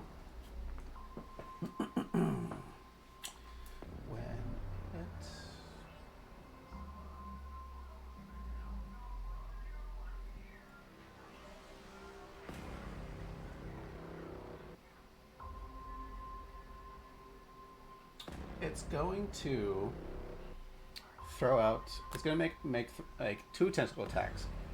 One of its tentacle attacks is going to go striking at the druid that it was already starting to pull in, the one that was dead. Actually, it goes for the second one now that that one dropped. So 2 tentacles shoot out to grab those 2, and start pulling it into itself. It will use a bonus action to digest one of those as it is pulled in, and you just see it being like ripped apart by all those undead that are within its corpse body. To regain... I need to go... It can't regain health. You're right. It does not do that. So you see it attempting to anyway, like trying to digest into itself, and then like it a bunch of the undead corpses in it just grab that body, just throw it down like it's a bad food or something. It's like bleh. What a bad druid. Oh well, we'll try the second one next time. But there is a tentacle coming towards you, Terexis, because you smote it. It doesn't like that. Tentacle attack. There we go. 11, nothing. Wiggle, wiggle. Keskion, it's your turn. Alright, so since it seems like it wants to heal, I'm gonna make sure it doesn't. So Krieg would have to make a Constitution saving throw against a stench, unless the creature is a construct or undead. Which he's both. Yep. He is unaffected by this stench, and you can carry your turn as normal.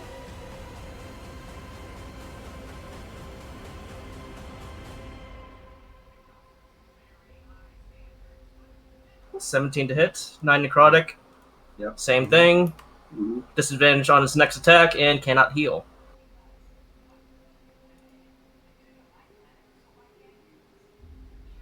If it's an undead, it has disadvantage on attack rolls. Yes. Oh, that's right. If it's undead, which it's not. But yours, But it still can heal. yeah, you're stopping it from healing. Krieg. Oh, damn Krieg, cut it down to size. I'm attack your mind with my sword. 9 psychic damage for one, and 10 psychic damage for the other. It's not looking great. It is wiggling around. Cool. Is that it for you? Yep. Alright. Druids. The druids are gonna go. They are going to... They have still spell slots. They do. I need to... Let me double check conditions on what does incapacitated mean. Incapacitated can't take reactions, but incapacitated means auto crits.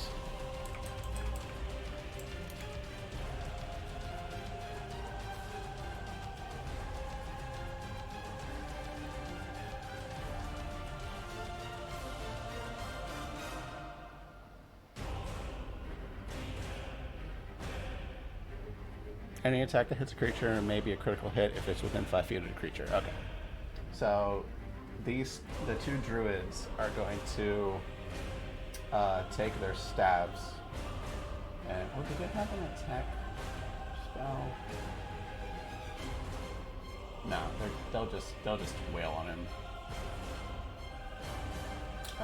I get my opportunity attack? Why? Sentinel. I forgot you have Sentinel. Well, yeah, they look over at David and raise their staffs to strike at David, and go ahead and make your attack opportunity. Okay. Oh god, Trexus with Warcaster and you with Sentinel? Like, can I do something on my turn, please? Or would that be advantage because flanking? You would be flanking with this, so yes, you would be critting. Potentially critting. I think I'll be happy with the 24 though. Alright, I mean, you could crit. Sure. Not dead. We'll give it one more shot. You don't. But you do kill it. Oh, you ran away from initiative. You should be at the top. Alright, cool. So yeah, he's about to strike down with like the pointy end of his staff right at Davian's head, and you just kill it. But the second one... The other druid can make it his attack He though. does make his attack. With advantage, 21 hits, he crits for 8 total damage. Which is still only half damage because he's a were-raven. So yeah, he does stab him right in the back, but it doesn't go as deep as he wanted it to be. That's it for their turn. Irina and Ferda. Okay. I'm going to have my spiritual weapon attack again. Going for... The corpse flower. Okay.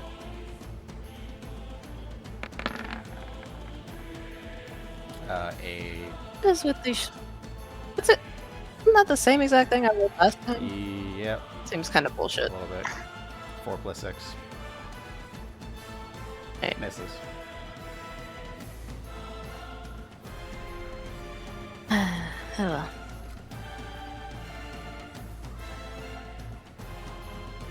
I'm gonna come up and use Cure Wounds on Davian, because I imagine he's not looking too good. He's not bloodied yet, but he's not looking great.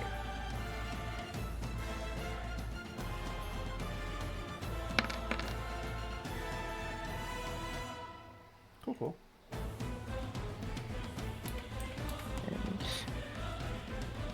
Okay. Just an action, right? Yes. He's like, thank you. Okay. So that's gonna be my turn. All right.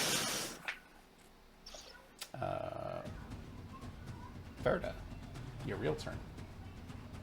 Yes. Well, I'm not too happy he did hit Davian. Mhm. So,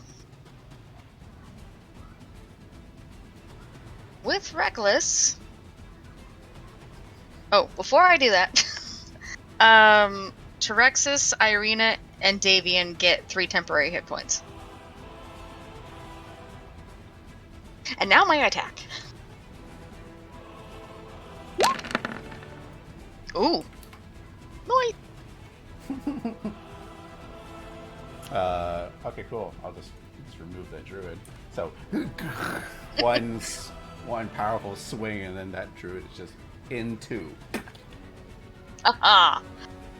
And now I turn around and attack the Needle Blight behind me.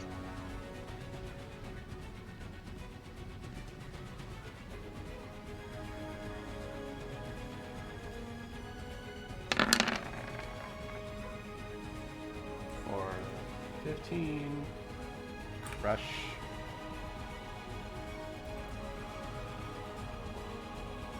Cool. And now I move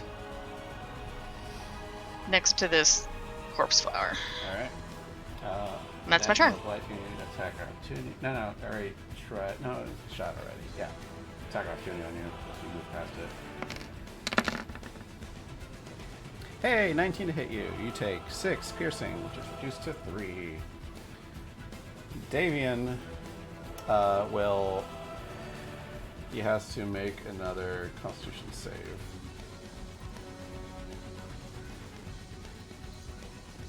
Why are your character sheets? Roll 20 is not behaving well for me. Alright, not 20. He's no longer incapacitated. He's thrown up what he can. And he's going to wade into those 2 blights on top. And I need the real character sheet for roll 20.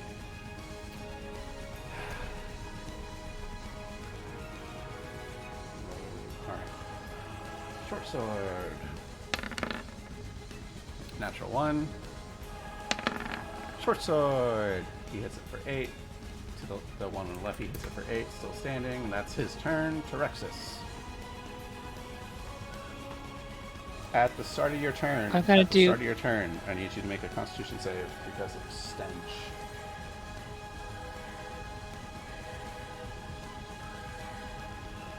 Krieg, be glad you still don't have a nose. You're good. You ignore the stench for the rest of the combat. Okay, I'm gonna do a Hexblade's Curse and go nuts.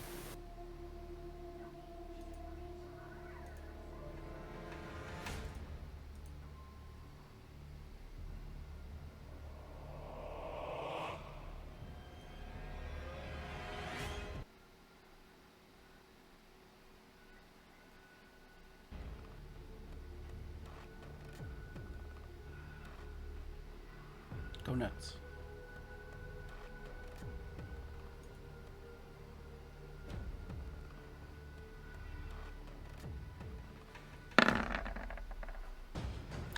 So 19 would be a crit, right? Yeah, because I did the curse, so I will smite now too. don't think you'll need it, but okay. Go for it. Let's go for your second attack.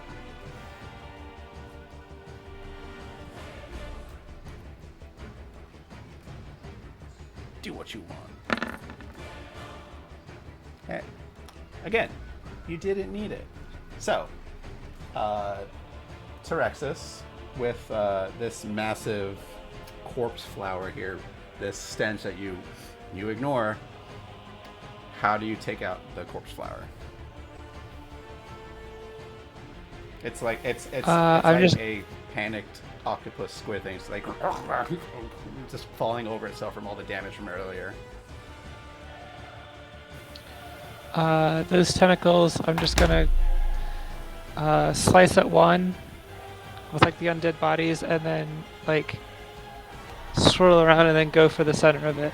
You go for the center of it. A bunch of the corpses that are like in its main body like reach out towards you, but you skewer into it, and a icy burst happens, and it like you see some of the undead corpses inside of it just like freeze over, and the thing like it just falls to the ground, twitching, convulsing. The plant matter like unfolds itself, and when it dies,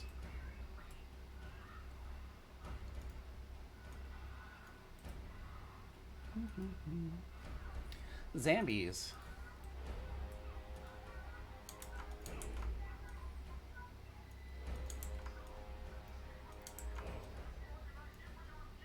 It's always zombies. Always zombies.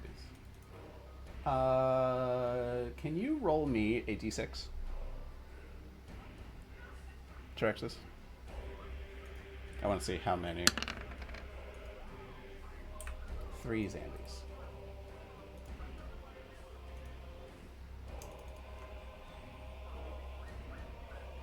Could have been worse.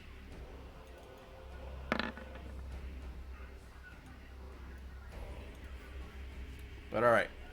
Of the remains, 3 skeletal remains with some undead flesh on them, with some plant parts, come up and just start shambling towards you. So those are your 2 strikes. Cool. I think you're good. The needle blights are going to... 2 of them attack Davian with claws. Davian dodges one, gets hit for another for just 2 damage. Oh, he has a temporary hit points. I forgot about that. Cool. The other 2 are going to shoot at the nearest target. That's Krieg, because now they don't really have any compulsion to protect their master or superior being. 2 18s against Krieg. Krieg's AC is what? What is it? Natural. Why is it removed? I think you deleted it by doing temporary hit points or something. Oh yeah, probably. Let's see. I think the base was. Let me double check.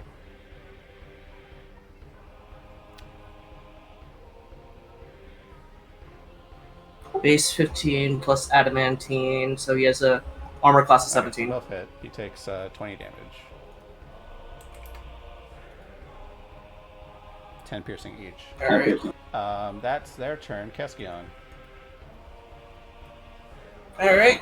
1 second, I need to do this. 39, so. 32. You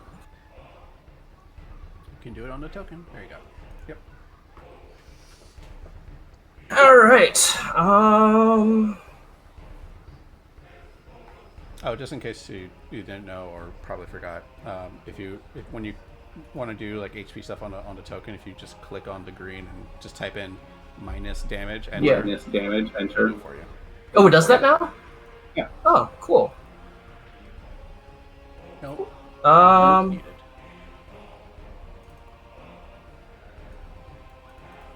yeah, I'm gonna trust Creed to dodge here.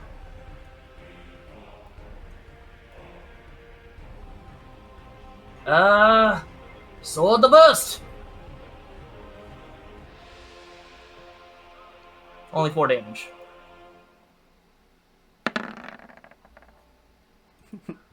Zombies are not dexterous. Who'd have thunk it?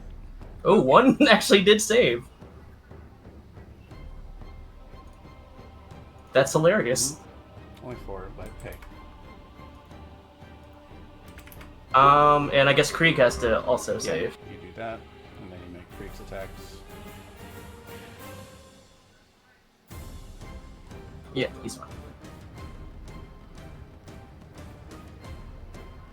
And so now he's gonna cut down the guy in front of him. For 8 psychic. That zombie is Cleaved in half. almost still standing. Almost. Okay, draws the blade out of the body, and it comes down again. Because, for some strange reason, a psychic blade stops in flesh. Oh. The curse of the natural one today. Yeah. It's probably because it's the first of the year. Who knows? Cool. The zombies go and they just do 3 slam attacks. One at Keskion. So the first one's at Keskion. 16 against Keskion. Yeah, actually, no wait, I can't. I don't have any spell slot save, so yes. Alright, so that's 5 bludgeoning. Make sure you take it off your temporary HP first. Second one aims at Krieg, misses. The third one aims at Ferda for 12, misses. That's the zombie's turn. Irina. I had to rate roll concentration. Oh yeah, you should do that.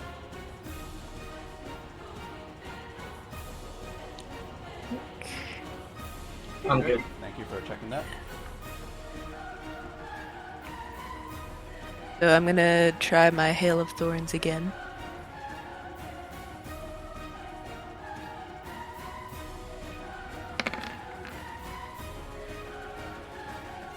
Alright, And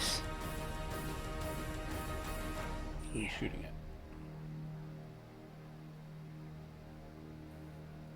safest bet would be the Blights. Because if I aim for any of the zombies, somebody else is gonna have to make that deck save. Ferda's fine. Sure. She makes dex saves with advantage anyway because she's a barbarian and she has the HP to take it. But that's your Okay, so I'll aim for that one with my Ferda's bow. no stranger to friendly fire. It's all good. Gonna tell her to watch out. That'll help. That easily hits that zombie for 7 damage. Then I think the target automatically takes the extra damage. Hail of Thorns. Boop, boop, boop. In addition to a normal effect, the target of the attack and the target and each It creature. does take the dexterity, Yeah. so okay. And guess what? They suck with dexterity. But they might not. Your spell save DC is 14. Oh wow, two of them succeed. Somehow these are fast zombies.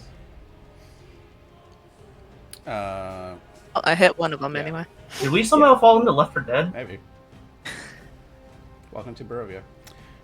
Cool. So that's 7 piercing for the one that failed, and then the others only take half of that.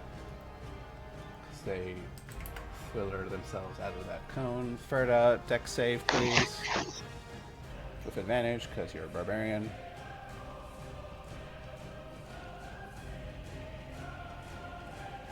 Also in Terexis's aura. You're Ah, fine. You're no. fine.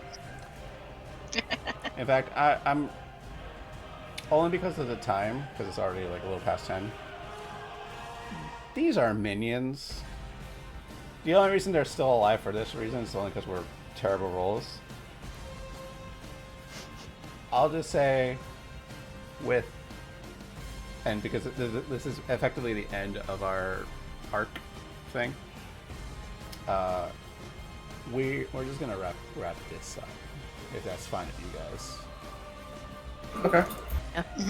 Because who wants to fight a bunch of zombies and twig blights for no reason? So eventually, through your guys' prowess and spells and just hacking away, That was really impressive there. Whoa. You're so good. That thing you did? Yeah. As the blights are taken care of, the zombies are quickly dispatched of. Because you guys are level 8 characters, like, whatever. As you're looking around, you spot they were digging in this area. Davian has no recollection of this place in any fashion. What do you guys want to do? I'm gonna try to end in like 10 minutes, so we'll just like speed things along. What would you? Well, if you have no memory of this place, well, I guess we're gonna have to find it here. Would the stone be magical? That's my best guess. I do have detect magic. As do I. That's why I was asking. Is there like a limit? Either way, It's like a 10-minute cast time for ritual. I think there's like a penetration thing with like. I know, like Can It's like a penetrate foot- most it's like a- barriers. A Blocked foot by of 1 foot dirt, of stone. an inch of lead. well, a foot of dirt. With your guys' casting of detect magic, thank you. 3 feet of wood or dirt. With that cast, you guys know, like, all right, it's not here. You guys spend some time digging through, and with Krieg and Furtus' strength, easily make headway into a lot of things. Can I have the Krieg and Furta make me investigation checks with advantage? Because eventually, like, you guys hit like stone mostly than just dirt. Your strength is fine. I'm just gonna say, like, can Investigation's intelligence or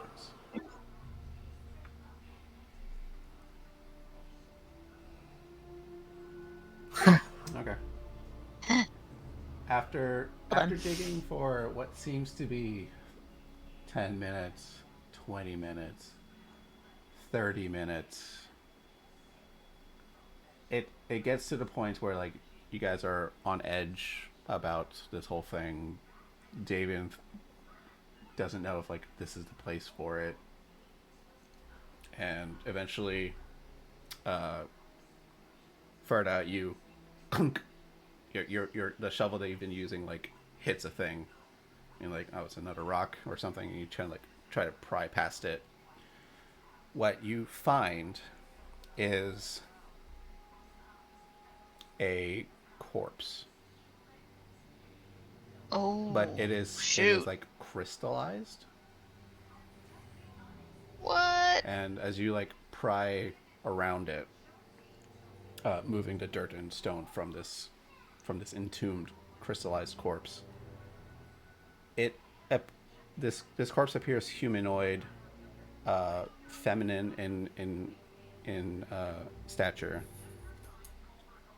The crystal is this deep, almost sapphire like blue hue to it. And as you look upon it, you feel this voice call out and just go,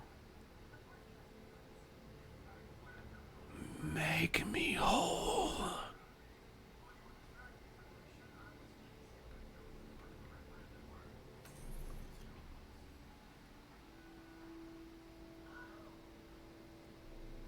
Sounds like we got some other stones to get.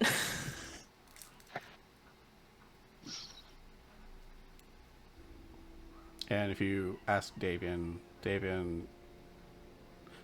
has never seen the gems himself. He doesn't really know what they are. He just knows, like, this has been a passed down thing of, like, protect the thing that's been passed down from generation to generation. Because if you were in a family of, like, we guard this sacred treasure thing. I'm like, don't open the vault. We protect that. The good thing to do is don't open the vault. Clearly, desperate times calls for desperate measures. Just saying, like he would not know what it is. That's how you start a horror movie. The theory. Mm-hmm. Maybe these stones were separate for a reason. The stones need to return to the druid circles, or the sacred circles that have been profaned by sperm ball up on the hill.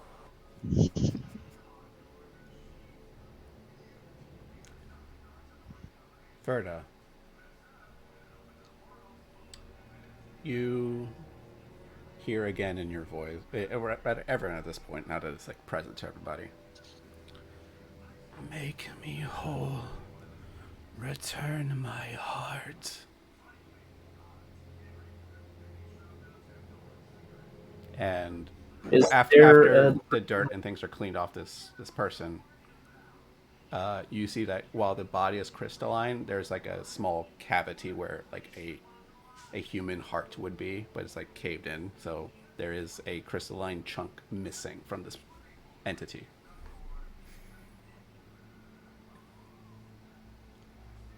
What do you guys do with this crystal body? I don't have a bag of holding. I'm going to look around, try and figure out if there's anything else we're missing. Wait.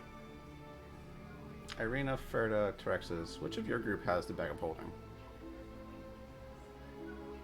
I thought Lucia had Lucia? it. Okay. Yeah. I'm not in charge of party inventory.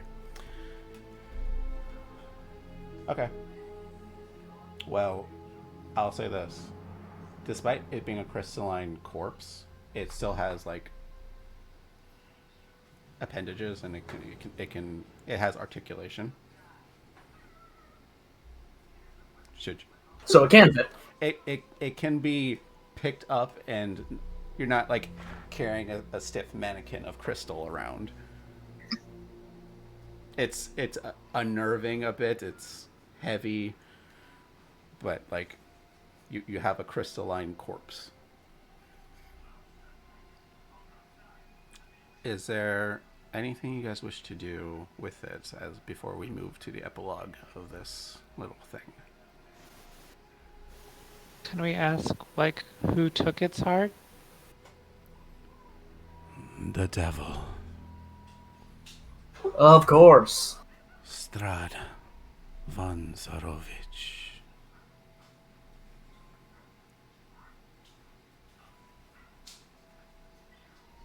Believe it. I am the Weaver.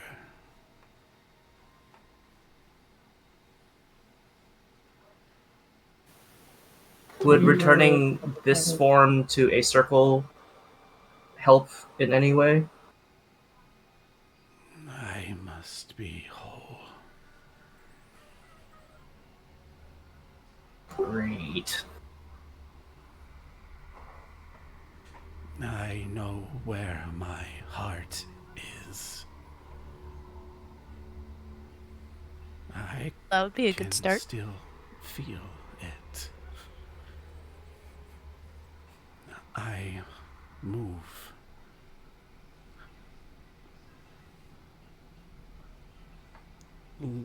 Locked up. Tree. Which she has it. Restore me, and I shall grant you a great boon. Looks like we're off to kill that tree. Wait, so Do it. which one has yours specifically? Or is it divided into 3 parts? I know not where my sisters lie. I can only feel my heart. Swamps.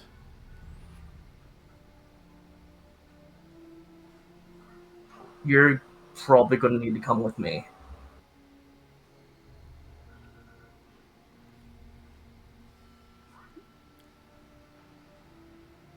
It does nothing. It doesn't Yeah. move on its own. It's just a limp crystalline corpse. If she's saying her heart is in the swamps, that's where we're going next. So I'll take it with You me. recall when you were in that hut of sorts, there was a sound. I don't know if that picked up. No, I didn't, but I remember what you're talking about. All the bass is gone, man. Can't hear it. Beaming. Whoosh, whoosh. It's not the same. It was a heartbeat that you heard earlier. With that, so here's the thing. What do you guys want to do at the moment? Because if we wrap up Blight to the Winery, we leave and you return back to the group. If you wish to continue for part 3, do you? Because like there's still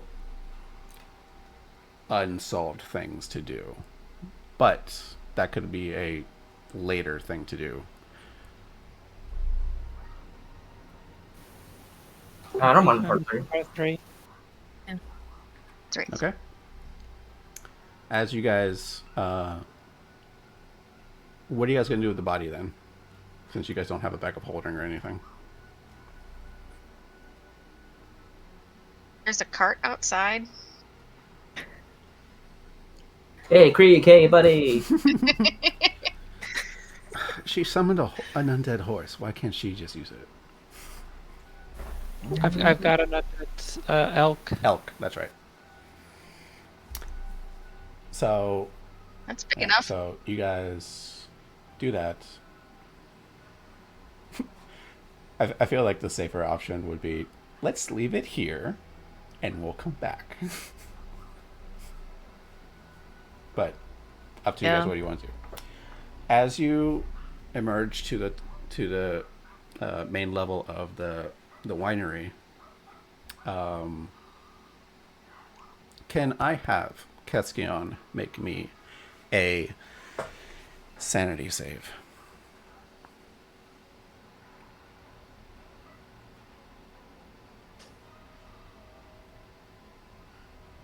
Uh-oh. This will be with a +5, but either way. So here's where we'll end, since we're continuing for part 3. As we're here, like, okay, we need to reassess the situation. It's Irina that points out that there's 2 things that catch your eye immediately. One, the vineyard is quiet. And as she looks out, all the blights are looking in your guys' direction, just motionless. Because they're looking at Keskion. Keskion, you are now attuned to the Gulthias staff. Fuck. And like when you look out at the blights, you feel they're all staring at you and you're like, what's going on? Irina, you spot like Keskion's still holding the staff, right? Yeah. Okay. Parts of that staff have broken off, and there are like these thin, viney tendrils that are embedded into Keskion's skin. And they do a little like, and Keskion is unaware that this is happening. But Keskion, you feel like these are your children. They are waiting for your command. and just a little thirsty. And that's what we'll pick up next time. Great. Just FYI, I have creator destroy water. I destroy your blood. I don't know if that works. I was actually going to ask about Yeah, that. no, fuck no. That If The I could most have dried powerful up spell in the the corpse game. that's flower. some old school edition thing. Well, if you were to target it like against enemies to do certain things like that, like you can cast create destroy water on like a water elemental to just do a lot of damage to it because you're just destroying its body. But like targeted stuff like I destroyed this creature's blood, I win. No, that's some old school D&D logic things that just like nah. Because if you can do it, I can do it. And I'm not going to do that to you guys. Cool. Fair enough. Well, part 3 at some point.